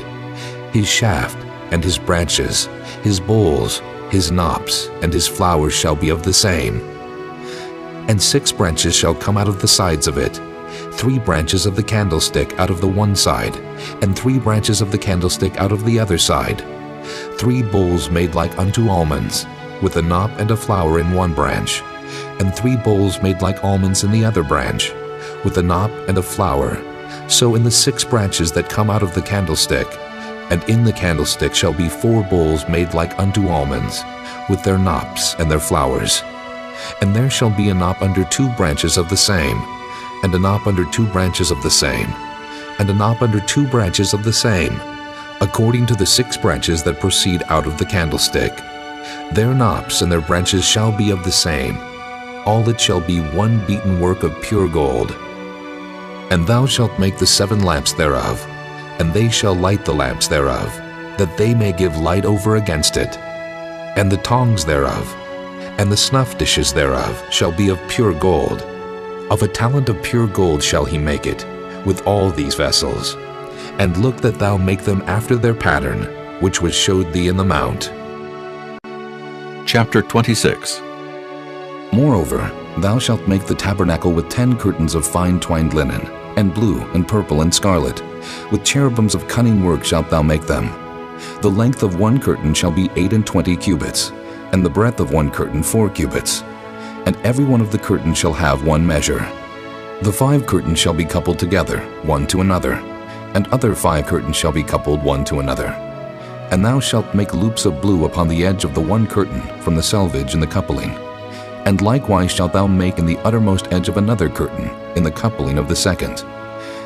50 loops shalt thou make in the one curtain, and 50 loops shalt thou make in the edge of the curtain that is in the coupling of the second, that the loops may take hold one of another. And thou shalt make 50 tacks of gold, and couple the curtains together with the tacks, and it shall be one tabernacle. And thou shalt make curtains of goat's hair to be a covering upon the tabernacle. 11 curtains shalt thou make. The length of one curtain shall be 30 cubits, and the breadth of one curtain 4 cubits. And the 11 curtains shall be all of one measure. And thou shalt couple 5 curtains by themselves, and 6 curtains by themselves, and shalt double the 6th curtain in the forefront of the tabernacle. And thou shalt make 50 loops on the edge of the one curtain that is outmost in the coupling, and 50 loops in the edge of the curtain which coupleth the second. And thou shalt make 50 tacks of brass, and put the tacks into the loops, and couple the tent together, that it may be one. And the remnant that remaineth of the curtains of the tent, the half curtain that remaineth, shall hang over the backside of the tabernacle. And a cubit on the one side, and a cubit on the other side of that which remaineth in the length of the curtains of the tent. It shall hang over the sides of the tabernacle, on this side and on that side to cover it. And thou shalt make a covering for the tent of ram skins dyed red, and a covering above of badger skins. And thou shalt make boards for the tabernacle of shittim wood standing up. 10 cubits shall be the length of a board, and a cubit and a half shall be the breadth of one board. 2 tenons shall there be in one board, set in order one against another. Thus shalt thou make for all the boards of the tabernacle. And thou shalt make the boards for the tabernacle 20 boards on the south side southward. And thou shalt make 40 sockets of silver under the 20 boards, 2 sockets under one board for his 2 tenons, and 2 sockets under another board for his 2 tenons. And for the second side of the tabernacle on the north side there shall be 20 boards. And there 40 sockets of silver, 2 sockets under one board, and 2 sockets under another board. And for the sides of the tabernacle westward, thou shalt make 6 boards. And 2 boards shalt thou make for the corners of the tabernacle in the 2 sides. And they shall be coupled together beneath, and they shall be coupled together above the head of it unto 1 ring. Thus shall it be for them both. They shall be for the 2 corners. And they shall be 8 boards, and their sockets of silver 16 sockets, 2 sockets under 1 board, and 2 sockets under another board. And thou shalt make bars of shittim wood, 5 for the boards of the one side of the tabernacle, and 5 bars for the boards of the other side of the tabernacle, and 5 bars for the boards of the side of the tabernacle, for the 2 sides westward. And the middle bar in the midst of the board shall reach from end to end. And thou shalt overlay the boards with gold, and make their rings of gold for places for the bars. And thou shalt overlay the bars with gold. And thou shalt rear up the tabernacle according to the fashion thereof, which was showed thee in the mount. And thou shalt make a veil of blue, and purple, and scarlet, and fine twined linen of cunning work. With cherubims shall it be made. And thou shalt hang it upon 4 pillars of shittim wood overlaid with gold. Their hooks shall be of gold upon the 4 sockets of silver. And thou shalt hang up the veil under the tacks, that thou mayest bring in thither within the veil the ark of the testimony. And the veil shall divide unto you between the holy place and the most holy. And thou shalt put the mercy seat upon the ark of the testimony in the most holy place. And thou shalt set the table without the veil, and the candlestick over against the table on the side of the tabernacle toward the south. And thou shalt put the table on the north side. And thou shalt make an hanging for the door of the tent of blue and purple and scarlet, and fine twined linen wrought with needlework. And thou shalt make for the hanging 5 pillars of shittim wood, and overlay them with gold, and their hooks shall be of gold. And thou shalt cast 5 sockets of brass for them. Chapter 27. And thou shalt make an altar of shittim wood, 5 cubits long, and 5 cubits broad. The altar shall be 4 square, and the height thereof shall be 3 cubits. And thou shalt make the horns of it upon the 4 corners thereof. His horn shall be of the same. And thou shalt overlay it with brass. And thou shalt make his pans to receive his ashes, and his shovels, and his basins, and his flesh hooks, and his fire pans. All the vessels thereof thou shalt make of brass. And thou shalt make for it a grate of network of brass. And upon the net shalt thou make 4 brassen rings in the 4 corners thereof. And thou shalt put it under the compass of the altar beneath, that the net may be even to the midst of the altar. And thou shalt make staves for the altar, staves of shittim wood, and overlay them with brass. And the staves shall be put into the rings, and the staves shall be upon the 2 sides of the altar to bear it. Hollow with boards shalt thou make it. As it was showed thee in the mount, so shall they make it. And thou shalt make the court of the tabernacle. For the south side southward there shall be hangings for the court of fine twined linen, of 100 cubits long for one side. And the 20 pillars thereof, and their 20 sockets shall be of brass. The hooks of the pillars, and their fillets shall be of silver. And likewise for the north side in length there shall be hangings of 100 cubits long, and his 20 pillars, and their 20 sockets of brass, the hooks of the pillars, and their fillets of silver. And for the breadth of the court on the west side shall be hangings of 50 cubits, their pillars 10, and their sockets 10. And the breadth of the court on the east side eastward shall be 50 cubits.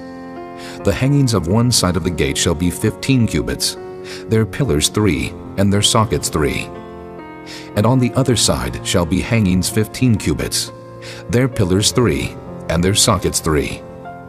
And for the gate of the court shall be an hanging of 20 cubits, of blue and purple and scarlet, and fine twined linen, wrought with needlework. And their pillars shall be 4, and their sockets 4. All the pillars round about the court shall be filleted with silver. Their hooks shall be of silver, and their sockets of brass. The length of the court shall be 100 cubits, and the breadth 50, everywhere. And the height 5 cubits of fine twined linen, and their sockets of brass. All the vessels of the tabernacle and all the service thereof, and all the pins thereof, and all the pins of the court shall be of brass. And thou shalt command the children of Israel, that they bring thee pure oil olive beaten for the light, to cause the lamp to burn always. In the tabernacle of the congregation without the veil, which is before the testimony, Aaron and his sons shall order it from evening to morning before the Lord. It shall be a statute forever unto their generations on the behalf of the children of Israel. Chapter 28. And take thou unto thee Aaron thy brother, and his sons with him from among the children of Israel, that he may minister unto me in the priest's office, even Aaron, Nadab, and Abihu, Eleazar, and Ithamar, Aaron's sons. And thou shalt make holy garments for Aaron thy brother, for glory and for beauty. And thou shalt speak unto all that are wise-hearted, whom I have filled with the spirit of wisdom, that they may make Aaron's garments to consecrate him, that he may minister unto me in the priest's office. And these are the garments which they shall make: a breastplate, and an ephod, and a robe, and a broidered coat, a mitre, and a girdle. And they shall make holy garments for Aaron thy brother and his sons, that he may minister unto me in the priest's office. And they shall take gold, and blue, and purple, and scarlet, and fine linen. And they shall make the ephod of gold, of blue, and of purple, of scarlet, and fine twined linen with cunning work. It shall have the 2 shoulder pieces thereof joined at the 2 edges thereof, and so it shall be joined together. And the curious girdle of the ephod which is upon it shall be of the same according to the work thereof, even of gold, of blue, and purple, and scarlet, and fine twined linen. And thou shalt take 2 onyx stones, and grave on them the names of the children of Israel, 6 of their names on one stone, and the other 6 names of the rest on the other stone according to their birth. With the work of an engraver in stone, like the engravings of a signet, shalt thou engrave the 2 stones with the names of the children of Israel. Thou shalt make them to be set in ouches of gold. And thou shalt put the 2 stones upon the shoulders of the ephod for stones of memorial unto the children of Israel. And Aaron shall bear their names before the Lord upon his 2 shoulders for a memorial. And thou shalt make ouches of gold, and 2 chains of pure gold at the ends, of wreathen work shalt thou make them, and fasten the wreathen chains to the ouches. And thou shalt make the breastplate of judgment with cunning work. After the work of the ephod thou shalt make it. Of gold, of blue, and of purple, and of scarlet, and of fine twined linen shalt thou make it. 4 square it shall be being doubled. A span shall be the length thereof, and a span shall be the breadth thereof. And thou shalt set in it settings of stones, even 4 rows of stones. The first row shall be a sardius, a topaz, and a carbuncle. This shall be the first row. And the second row shall be an emerald, a sapphire, and a diamond. And the third row, a ligure, an agate, and an amethyst. And the fourth row, a beryl, and an onyx, and a jasper. They shall be set in gold in their enclosings. And the stones shall be with the names of the children of Israel, 12 according to their names, like the engravings of a signet. Every one with his name shall they be according to the 12 tribes. And thou shalt make upon the breastplate chains at the ends of wreathen work of pure gold. And thou shalt make upon the breastplate 2 rings of gold, and shalt put the 2 rings on the 2 ends of the breastplate. And thou shalt put the 2 wreathen chains of gold in the 2 rings which are on the ends of the breastplate. And the other 2 ends of the 2 wreathen chains thou shalt fasten in the 2 ouches, and put them on the shoulder pieces of the ephod before it. And thou shalt make 2 rings of gold, and thou shalt put them upon the 2 ends of the breastplate in the border thereof, which is in the side of the ephod inward. And 2 other rings of gold thou shalt make, and shalt put them on the 2 sides of the ephod underneath, toward the forepart thereof, over against the other coupling thereof, above the curious girdle of the ephod. And they shall bind the breastplate by the rings thereof unto the rings of the ephod with a lace of blue, that it may be above the curious girdle of the ephod, and that the breastplate be not loosed from the ephod. And Aaron shall bear the names of the children of Israel in the breastplate of judgment upon his heart, when he goeth in unto the holy place, for a memorial before the Lord continually. And thou shalt put in the breastplate of judgment the Urim and the Thummim, and they shall be upon Aaron's heart when he goeth in before the Lord. And Aaron shall bear the judgment of the children of Israel upon his heart before the Lord continually. And thou shalt make the robe of the ephod all of blue, and there shall be an hole in the top of it, in the midst thereof. It shall have a binding of woven work round about the whole of it, as it were the hole of an habergeon, that it be not rent. And beneath, upon the hem of it, thou shalt make pomegranates of blue, and of purple, and of scarlet, round about the hem thereof, and bells of gold between them round about.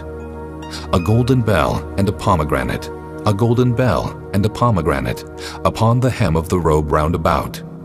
And it shall be upon Aaron to minister, and his sound shall be heard when he goeth in unto the holy place before the Lord, and when he cometh out, that he die not. And thou shalt make a plate of pure gold, and grave upon it, like the engravings of a signet, Holiness to the Lord. And thou shalt put it on a blue lace, that it may be upon the mitre. Upon the forefront of the mitre it shall be. And it shall be upon Aaron's forehead, that Aaron may bear the iniquity of the holy things, which the children of Israel shall hallow in all their holy gifts.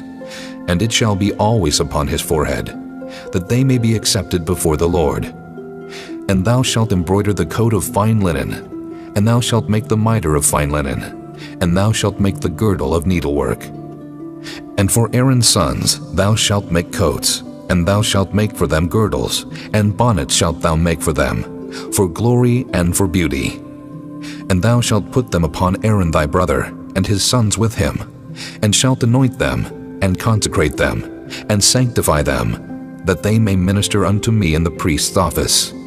And thou shalt make them linen breeches to cover their nakedness. From the loins even unto the thighs they shall reach. And they shall be upon Aaron and upon his sons when they come in unto the tabernacle of the congregation, or when they come near unto the altar to minister in the holy place, that they bear not iniquity and die. It shall be a statute forever unto him and his seed after him. Chapter 29. And this is the thing that thou shalt do unto them, to hallow them, to minister unto me in the priest's office. Take 1 young bullock, and 2 rams without blemish, and unleavened bread, and cakes unleavened tempered with oil, and wafers unleavened anointed with oil. Of wheaten flour shalt thou make them.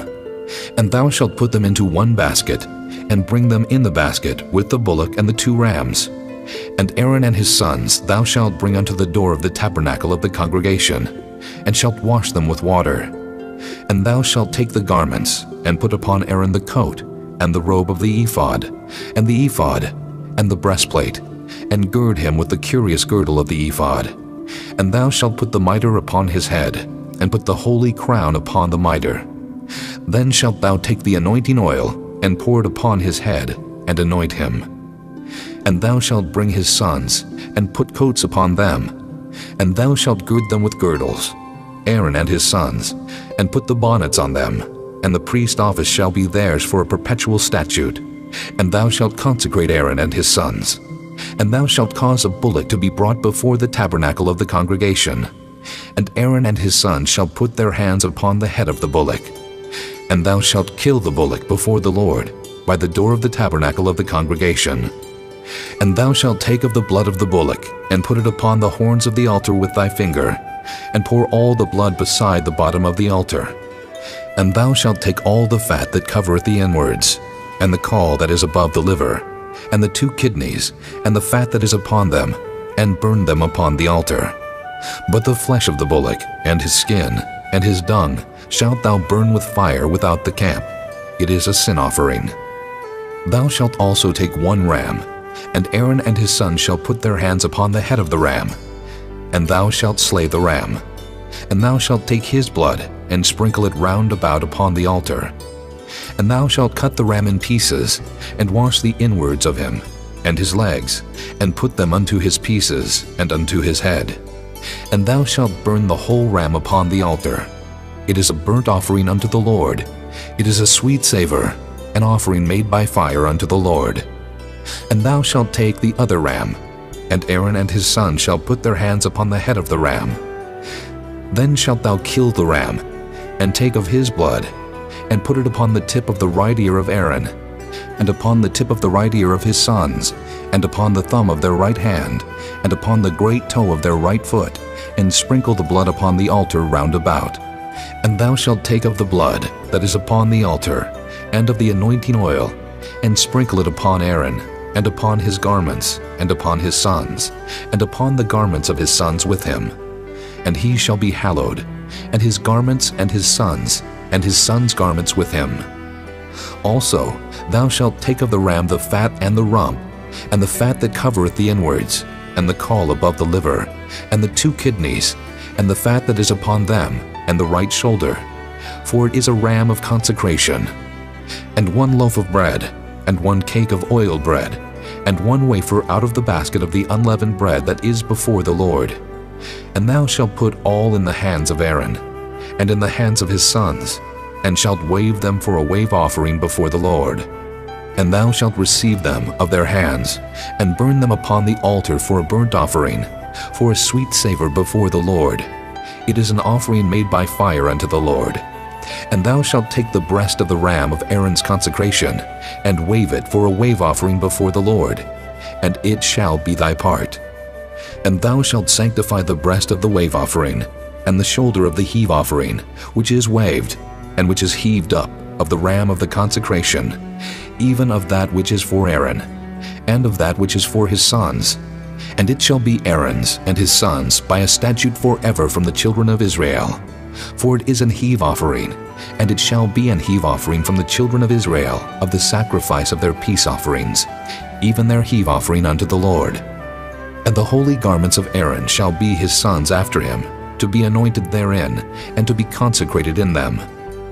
And that son that is priest in his stead shall put them on 7 days, when he cometh into the tabernacle of the congregation to minister in the holy place. And thou shalt take the ram of the consecration, and seethe his flesh in the holy place. And Aaron and his sons shall eat the flesh of the ram, and the bread that is in the basket by the door of the tabernacle of the congregation. And they shall eat those things wherewith the atonement was made, to consecrate and to sanctify them. But a stranger shall not eat thereof, because they are holy. And if aught of the flesh of the consecrations, or of the bread remain unto the morning, then thou shalt burn the remainder with fire. It shall not be eaten, because it is holy.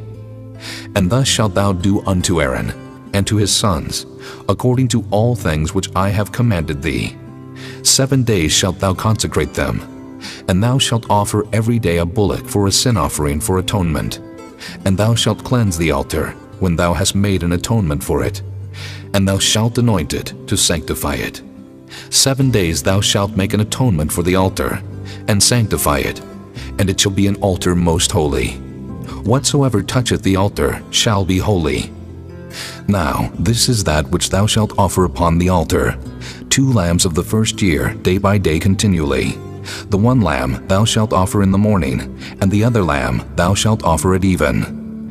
And with the 1 lamb 1/10 deal of flour mingled with the 4th part of an hin of beaten oil, and the 4th part of an hin of wine for a drink offering. And the other lamb thou shalt offer at even, and shalt do thereto according to the meat offering of the morning, and according to the drink offering thereof, for a sweet savor, an offering made by fire unto the Lord. This shall be a continual burnt offering throughout your generations at the door of the tabernacle of the congregation before the Lord, where I will meet you, to speak there unto thee.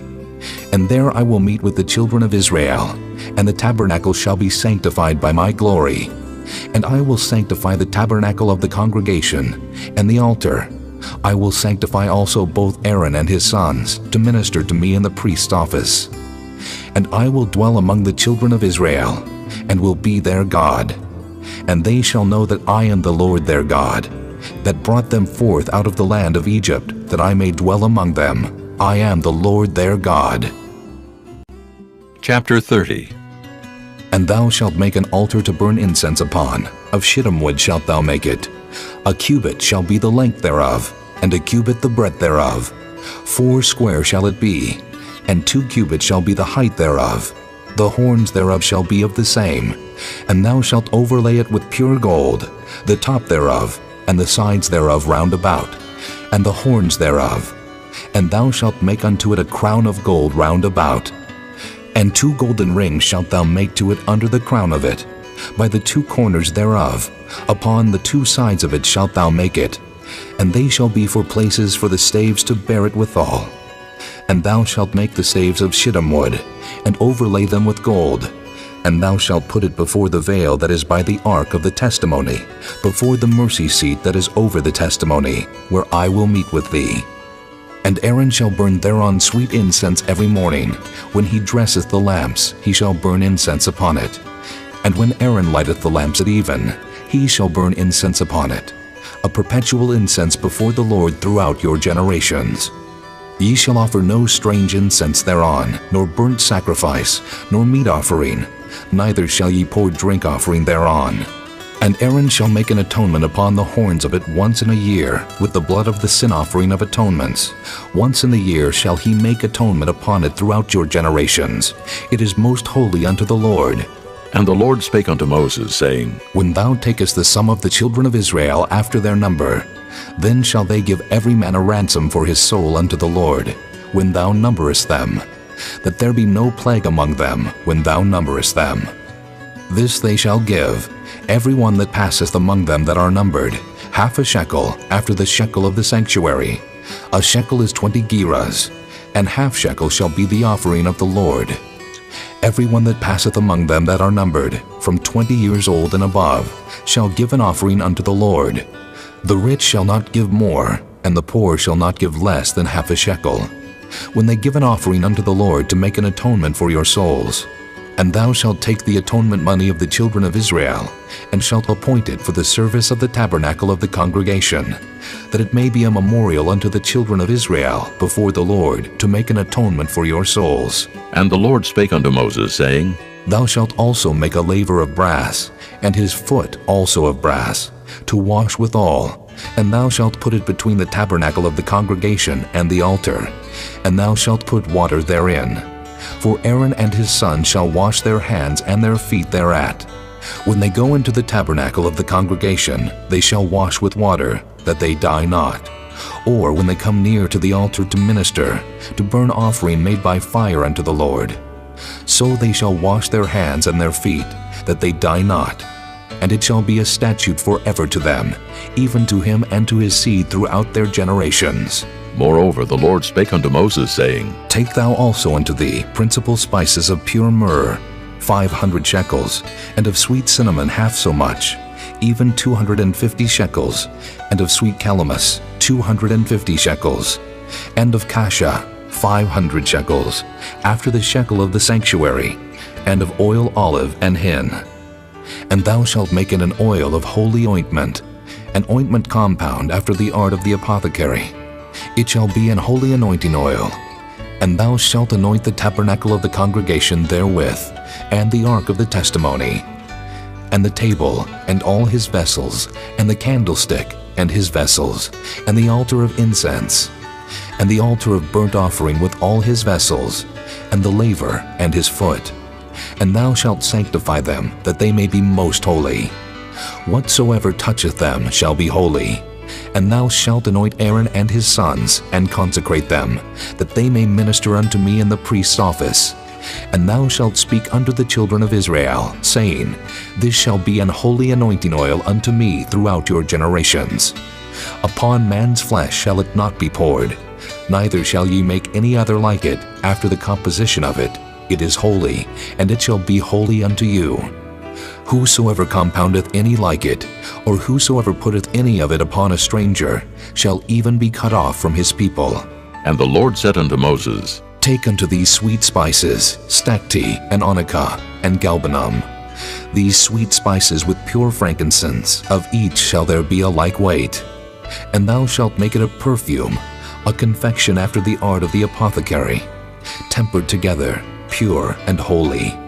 And thou shalt beat some of it very small, and put of it before the testimony in the tabernacle of the congregation, where I will meet with thee. It shall be unto you most holy. And as for the perfume which thou shalt make, ye shall not make to yourselves according to the composition thereof. It shall be unto thee holy for the Lord. Whosoever shall make like unto that, to smell thereto, shall even be cut off from his people. Chapter 31.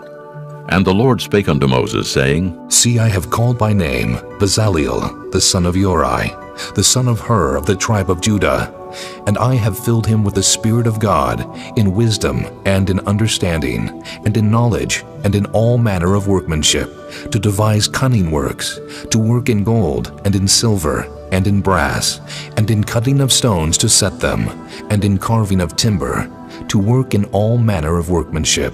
And I, behold, I have given with him Aholiab, the son of Ahisamach, of the tribe of Dan, And in the hearts of all that are wise-hearted I have put wisdom, that they may make all that I have commanded thee. The tabernacle of the congregation, and the ark of the testimony, and the mercy seat that is thereupon, and all the furniture of the tabernacle, and the table, and his furniture, and the pure candlestick with all his furniture, and the altar of incense, and the altar of burnt offering with all his furniture, and the laver and his foot, and the cloths of service, and the holy garments for Aaron the priest, and the garments of his sons to minister in the priest's office, and the anointing oil, and sweet incense for the holy place, according to all that I have commanded thee, shall they do. And the Lord spake unto Moses, saying, Speak thou also unto the children of Israel, saying, Verily, my Sabbaths ye shall keep, for it is a sign between me and you throughout your generations, that ye may know that I am the Lord that doth sanctify you. Ye shall keep the Sabbath therefore, for it is holy unto you. Every one that defileth it shall surely be put to death. For whosoever doeth any work therein, that soul shall be cut off from among his people. 6 days may work be done, but in the 7th is the Sabbath of rest, holy to the Lord. Whosoever doeth any work in the Sabbath day, he shall surely be put to death. Wherefore the children of Israel shall keep the Sabbath, to observe the Sabbath throughout their generations for a perpetual covenant. It is a sign between me and the children of Israel forever. For in 6 days the Lord made heaven and earth, and on the 7th day he rested and was refreshed. And he gave unto Moses, when he had made an end of communing with him upon Mount Sinai, 2 tables of testimony, tables of stone, written with the finger of God. Chapter 32. And when the people saw that Moses delayed to come down out of the mount, the people gathered themselves together unto Aaron, and said unto him, Up, make us gods, which shall go before us. For as for this Moses, the man that brought us up out of the land of Egypt, we wot not what has become of him. And Aaron said unto them, Break off the golden earrings, which are in the ears of your wives, of your sons, and of your daughters, and bring them unto me. And all the people brake off the golden earrings which were in their ears, and brought them unto Aaron. And he received them at their hand, and fashioned it with a graving tool, after he had made it a molten calf. And they said, These be thy gods, O Israel, which brought thee up out of the land of Egypt.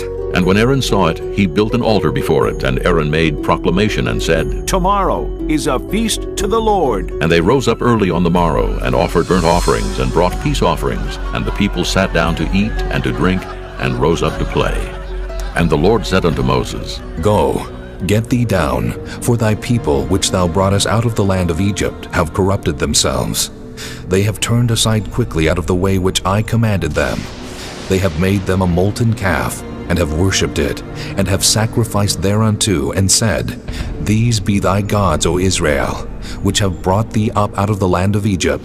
And the Lord said unto Moses, I have seen this people, and, behold, it is a stiff-necked people. Now therefore let me alone, that my wrath may wax hot against them, and that I may consume them, and I will make of thee a great nation. And Moses besought the Lord his God, and said, Lord, why doth thy wrath wax hot against thy people, which thou hast brought forth out of the land of Egypt with great power, and with a mighty hand? Wherefore should the Egyptians speak, and say, For mischief did he bring them out to slay them in the mountains, and to consume them from the face of the earth? Turn from thy fierce wrath, and repent of this evil against thy people. Remember Abraham, Isaac, and Israel, thy servants, to whom thou swearest by thine own self, and saidst unto them, I will multiply your seed as the stars of heaven, and all this land that I have spoken of will I give unto your seed, and they shall inherit it forever. And the Lord repented of the evil which he thought to do unto his people. And Moses turned, and went down from the mount, and the 2 tables of the testimony were in his hand. The tables were written on both their sides, on the one side and on the other were they written. And the tables were the work of God, and the writing was the writing of God, graven upon the tables.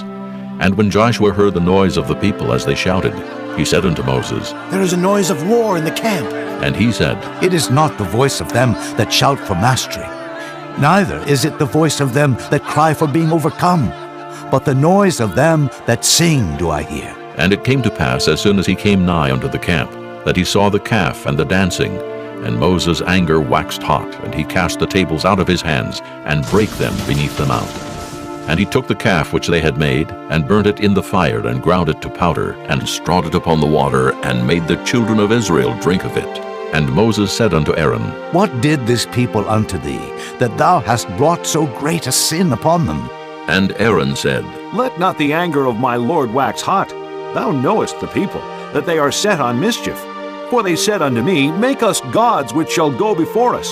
For as for this Moses, the man that brought us up out of the land of Egypt, we wot not what is become of him.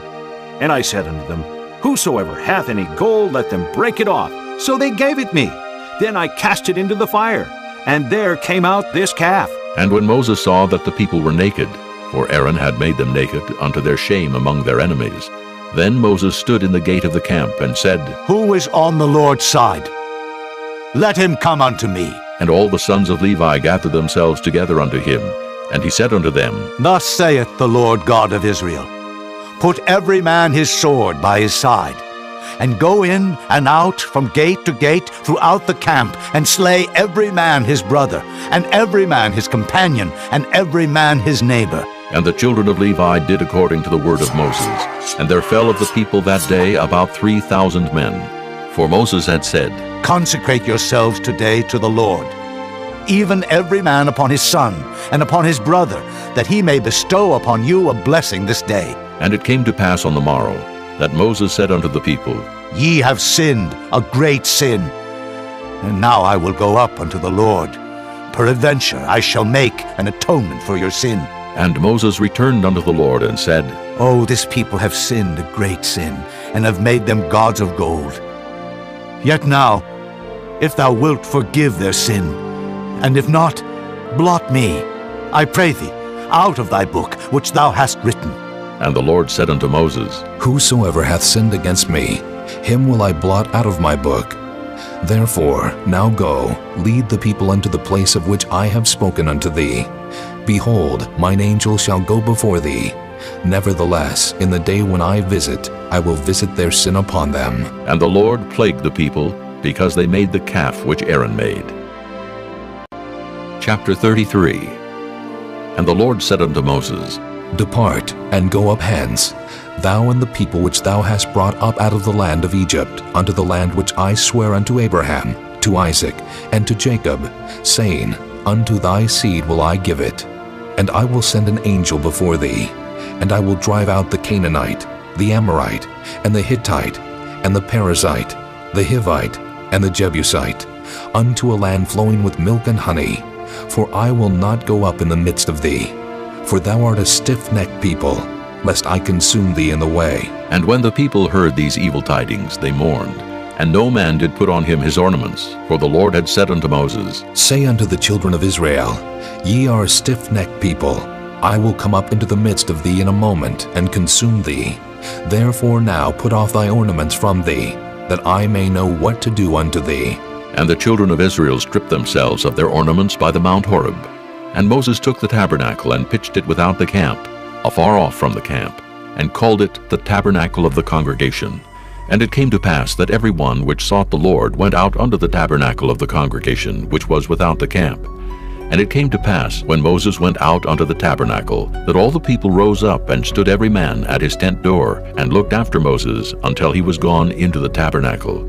And it came to pass, as Moses entered into the tabernacle, the cloudy pillar descended, and stood at the door of the tabernacle, and the Lord talked with Moses. And all the people saw the cloudy pillar stand at the tabernacle door, and all the people rose up and worshipped, every man in his tent door. And the Lord spake unto Moses face to face, as a man speaketh unto his friend. And he turned again into the camp. But his servant Joshua the son of Nun, a young man, departed not out of the tabernacle. And Moses said unto the Lord, See, thou sayest unto me, Bring up this people.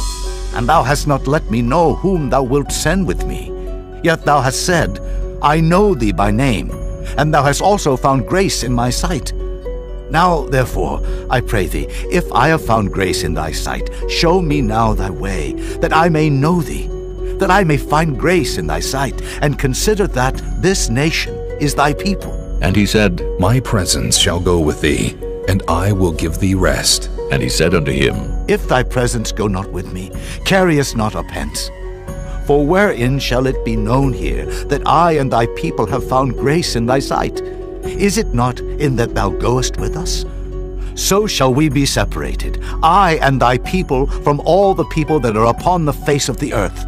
And the Lord said unto Moses, I will do this thing also that thou hast spoken, for thou hast found grace in my sight, and I know thee by name. And he said, I beseech thee, show me thy glory. And he said, I will make all my goodness pass before thee, and I will proclaim the name of the Lord before thee, and will be gracious to whom I will be gracious, and will show mercy on whom I will show mercy. And he said, Thou canst not see my face, for there shall no man see me and live. And the Lord said, Behold, there is a place by me, and thou shalt stand upon a rock.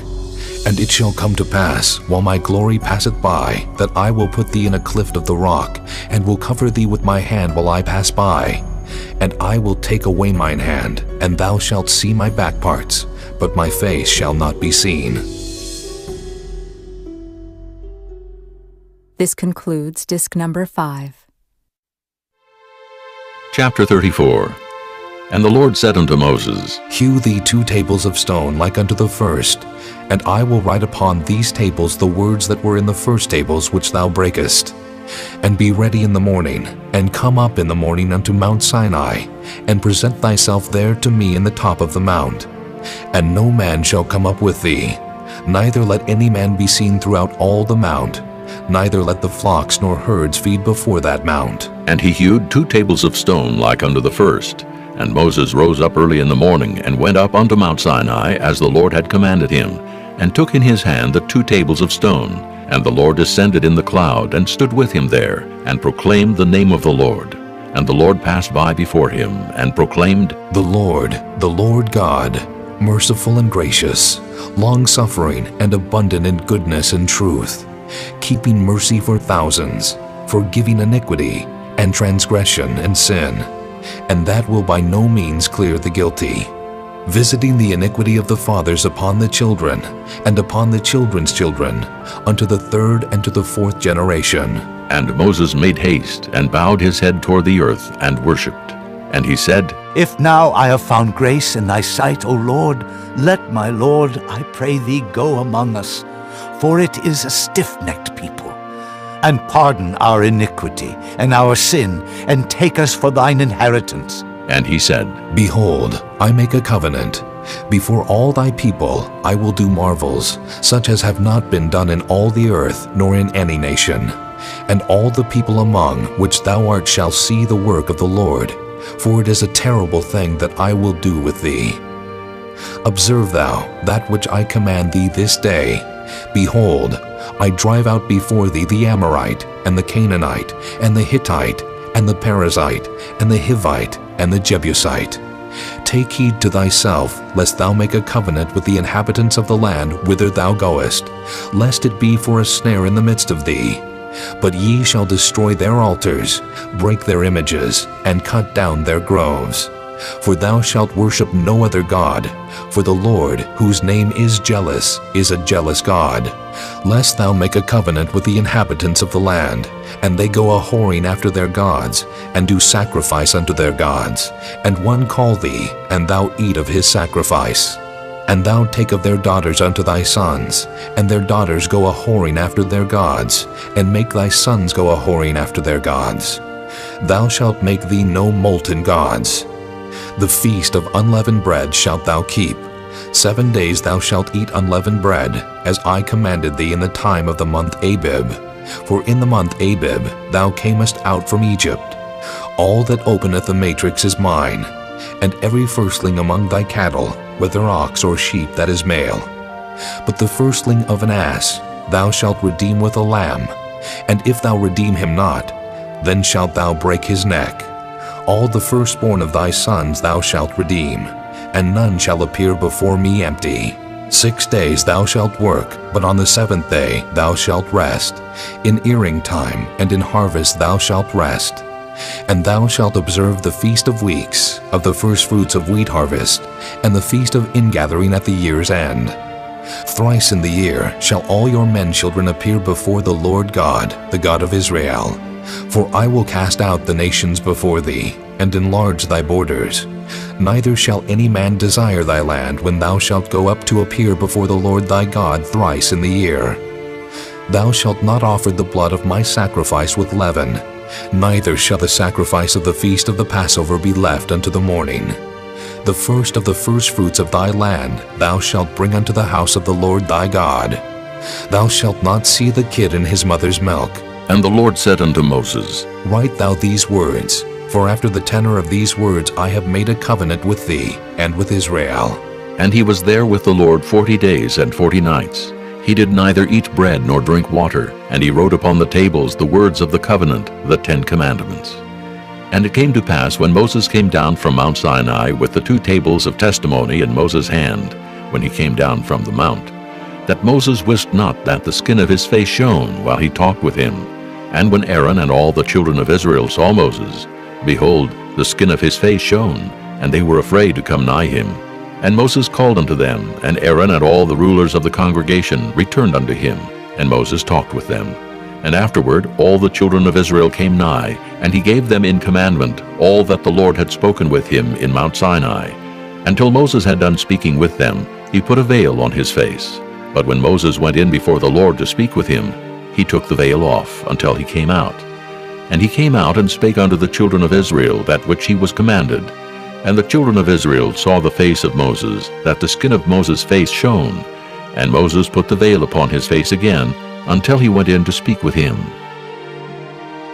Chapter 35. And Moses gathered all the congregation of the children of Israel together, and said unto them, These are the words which the Lord hath commanded, that ye should do them. 6 days shall work be done, but on the 7th day there shall be to you an holy day, a Sabbath of rest to the Lord. Whosoever doeth work therein shall be put to death. Ye shall kindle no fire throughout your habitations upon the Sabbath day. And Moses spake unto all the congregation of the children of Israel, saying, This is the thing which the Lord commanded, saying, Take ye from among you an offering unto the Lord.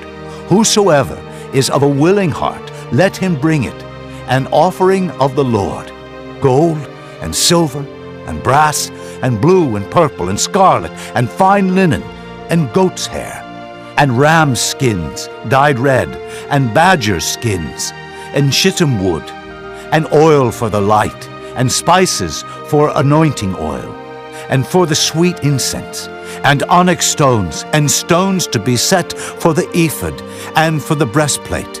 And every wise-hearted among you shall come and make all that the Lord hath commanded, the tabernacle, his tent and his covering, his tacks and his boards, his bars, his pillars and his sockets, the ark and the staves thereof, with the mercy seat and the veil of the covering, the table and his staves and all his vessels, and the showbread, the candlestick also for the light, and his furniture, and his lamps with the oil for the light, and the incense altar, and his staves, and the anointing oil, and the sweet incense, and the hanging for the door at the entering in of the tabernacle, the altar of burnt offering, with his brazen grate, his staves, and all his vessels, the laver and his foot, the hangings of the court, his pillars and their sockets, and the hanging for the door of the court, the pins of the tabernacle,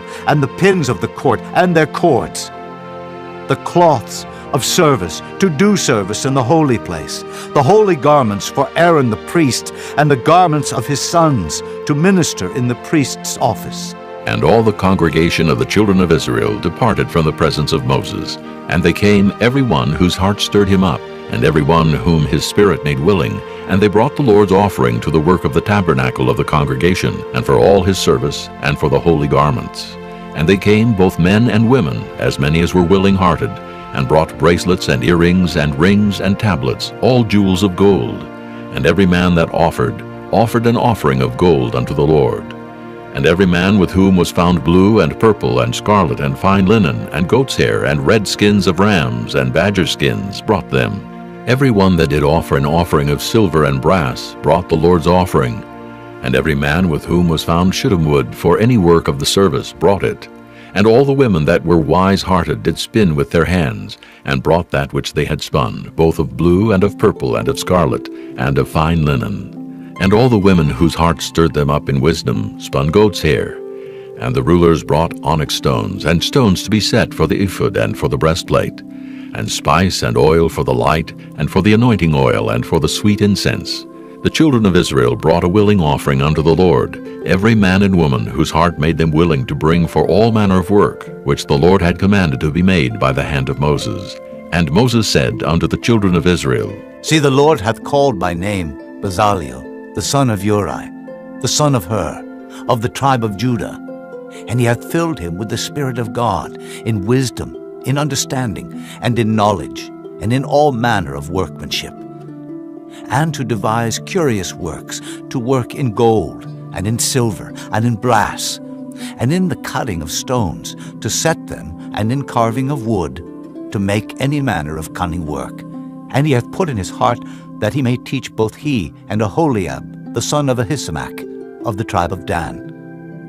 Them hath he filled with wisdom of heart, to work all manner of work, of the engraver, and of the cunning workman, and of the embroiderer, in blue and in purple, in scarlet and in fine linen, and of the weaver, even of them that do any work, and of those that devise cunning work. Chapter 36. Then wrought Bezaleel and Aholiab, and every wise-hearted man in whom the Lord put wisdom and understanding, to know how to work all manner of work for the service of the sanctuary, according to all that the Lord had commanded. And Moses called Bezaleel and Aholiab, and every wise-hearted man, in whose heart the Lord had put wisdom, even every one whose heart stirred him up to come unto the work to do it. And they received of Moses all the offering which the children of Israel had brought for the work of the service of the sanctuary, to make it withal. And they brought yet unto him free offerings every morning. And all the wise men that wrought all the work of the sanctuary came every man from his work which they made.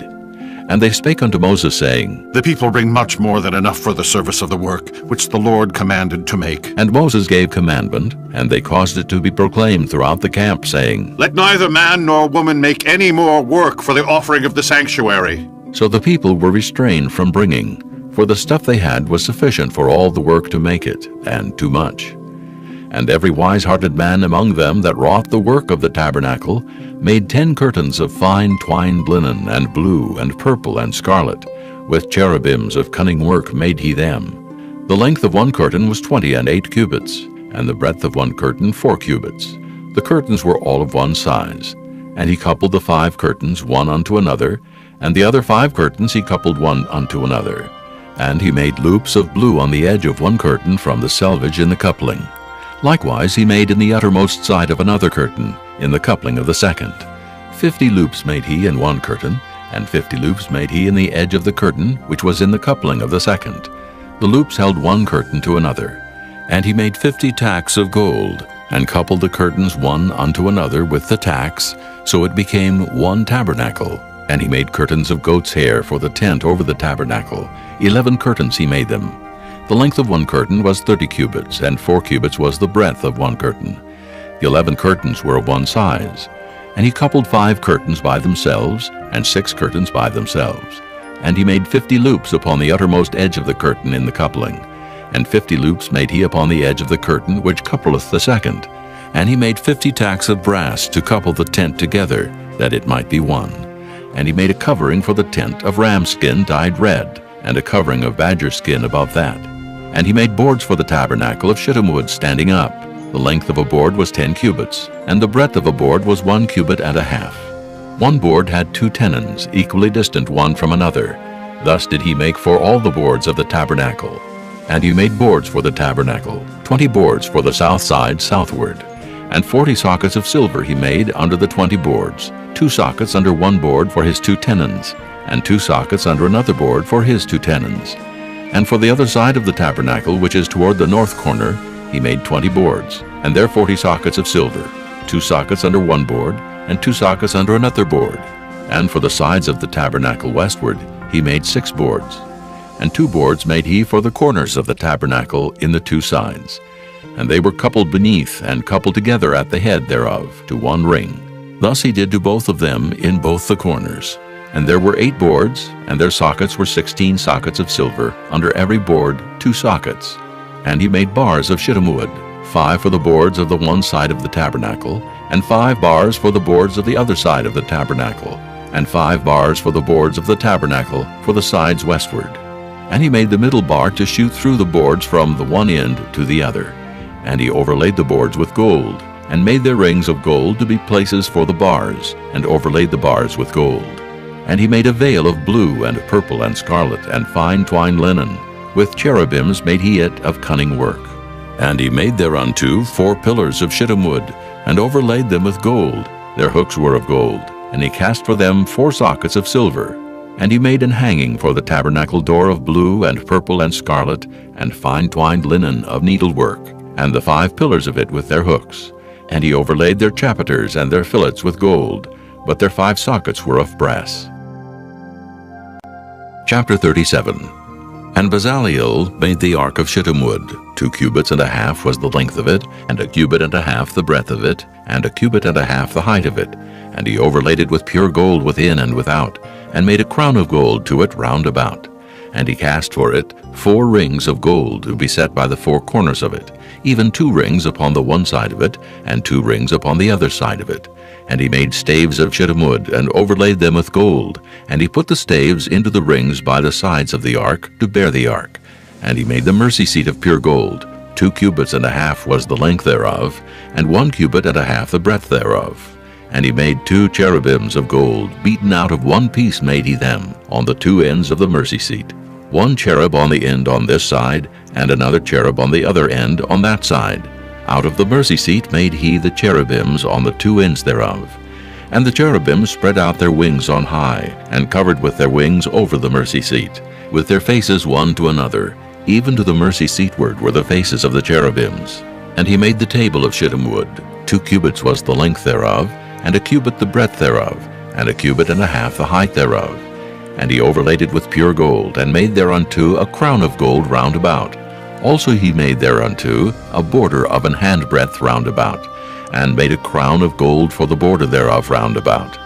And he cast for it 4 rings of gold, and put the rings upon the 4 corners that were in the 4 feet thereof. Over against the border were the rings, the places for the staves to bear the table. And he made the staves of shittim wood, and overlaid them with gold to bear the table. And he made the vessels which were upon the table, his dishes, and his spoons, and his bowls, and his covers to cover withal, of pure gold. And he made the candlestick of pure gold, of beaten work made he the candlestick. His shaft and his branch, his bowls, his knops, and his flowers were of the same, and 6 branches going out of the sides thereof, 3 branches of the candlestick out of the one side thereof, and 3 branches of the candlestick out of the other side thereof. 3 bowls made after the fashion of almonds in one branch, a knop and a flower, and 3 bowls made like almonds in another branch, a knop and a flower. So throughout the 6 branches going out of the candlestick. And in the candlestick were 4 bowls made like almonds, his knops and his flowers, and a knop under 2 branches of the same, and a knop under 2 branches of the same, and a knop under 2 branches of the same, according to the 6 branches going out of it. Their knops and their branches were of the same. All of it was one beaten work of pure gold. And he made his 7 lamps and his snuffers, and his snuff dishes of pure gold. Of a talent of pure gold made he it, and all the vessels thereof. And he made the incense altar of shittim wood. The length of it was 1 cubit, and the breadth of it 1 cubit. It was 4 square, and 2 cubits was the height of it. The horns thereof were of the same. And he overlaid it with pure gold, both the top of it, and the sides thereof round about, and the horns of it. Also he made unto it a crown of gold round about. And he made 2 rings of gold for it under the crown thereof, by the 2 corners of it upon the 2 sides thereof, to be places for the staves to bear it withal. And he made the staves of shittim wood, and overlaid them with gold. And he made the holy anointing oil, and the pure incense of sweet spices, according to the work of the apothecary. Chapter 38. And he made the altar of burnt offering of shittim wood. 5 cubits was the length thereof, and 5 cubits the breadth thereof. It was 4 square, and 3 cubits the height thereof. And he made the horns thereof on the four corners of it. The horns thereof were of the same, and he overlaid it with brass. And he made all the vessels of the altar, the pots, and the shovels, and the basins, and the flesh hooks, and the fire pans. All the vessels thereof made he of brass. And he made for the altar a brazen grate of network unto the compass thereof beneath unto the midst of it. And he cast 4 rings for the 4 ends of the grate of brass, to be places for the staves. And he made the staves of shittim wood, and overlaid them with brass. And he put the staves into the rings on the sides of the altar, to bear it withal. He made the altar hollow with boards. And he made the laver of brass, and the foot of it of brass, of the looking glasses of the women assembling, which assembled at the door of the tabernacle of the congregation. And he made the court. On the south side southward, the hangings of the court were of fine twined linen, 100 cubits. Their pillars were 20, and their brazen sockets 20. The hooks of the pillars and their fillets were of silver. And for the north side the hangings were 100 cubits. Their pillars were 20, and their sockets of brass 20. The hooks of the pillars and their fillets of silver. And for the west side were hangings of 50 cubits. Their pillars 10, and their sockets 10. The hooks of the pillars and their fillets of silver. And for the east side eastward 50 cubits. The hangings of the one side of the gate were 15 cubits. Their pillars 3, and their sockets 3. And for the other side of the court gate, on this hand and that hand, were hangings of 15 cubits. Their pillars 3, and their sockets 3.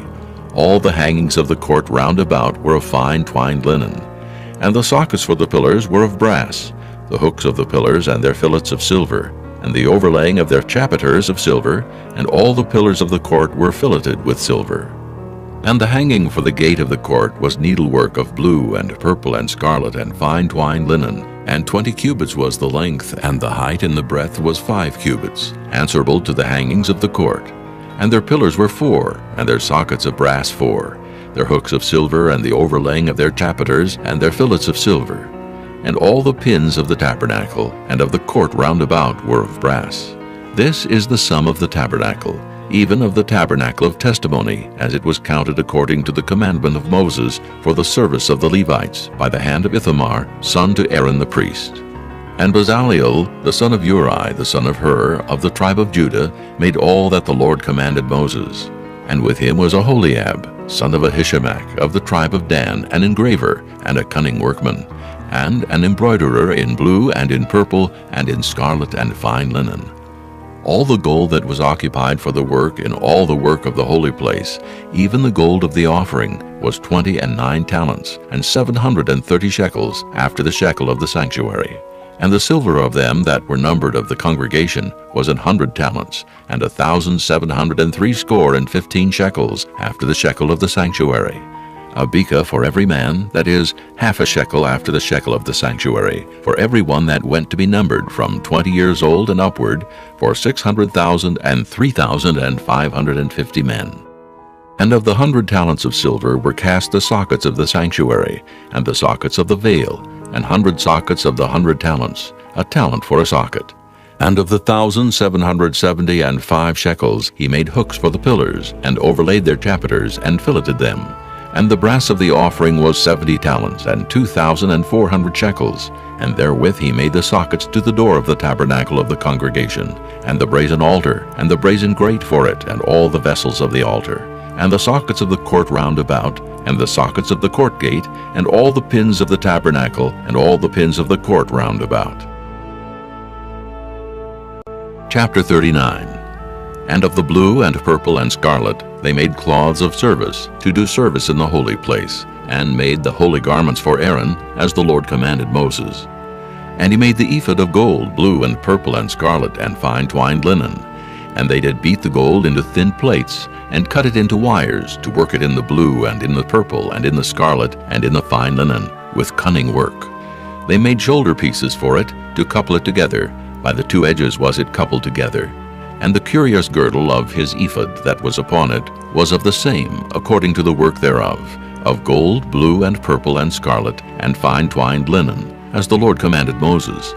And they wrought onyx stones enclosed in ouches of gold, graven as signets are graven, with the names of the children of Israel. And he put them on the shoulders of the ephod, that they should be stones for a memorial to the children of Israel, as the Lord commanded Moses. And he made the breastplate of cunning work, like the work of the ephod of gold, blue, and purple, and scarlet, and fine twined linen. It was 4 square. They made the breastplate double. A span was the length thereof, and a span the breadth thereof, being doubled. And they set in it 4 rows of stones. The first row was a sardius, a topaz, and a carbuncle. This was the first row. And the second row, an emerald, a sapphire, and a diamond. And the third row, a ligure, an agate, and an amethyst. And the fourth row, a beryl, an onyx, and a jasper. They were enclosed in ouches of gold in their enclosings. And the stones were according to the names of the children of Israel, 12, according to their names, like the engravings of a signet, every one with his name according to the 12 tribes. And they made upon the breastplate chains at the ends of wreathen work of pure gold. And they made 2 ouches of gold, and 2 gold rings, and put the 2 rings in the 2 ends of the breastplate.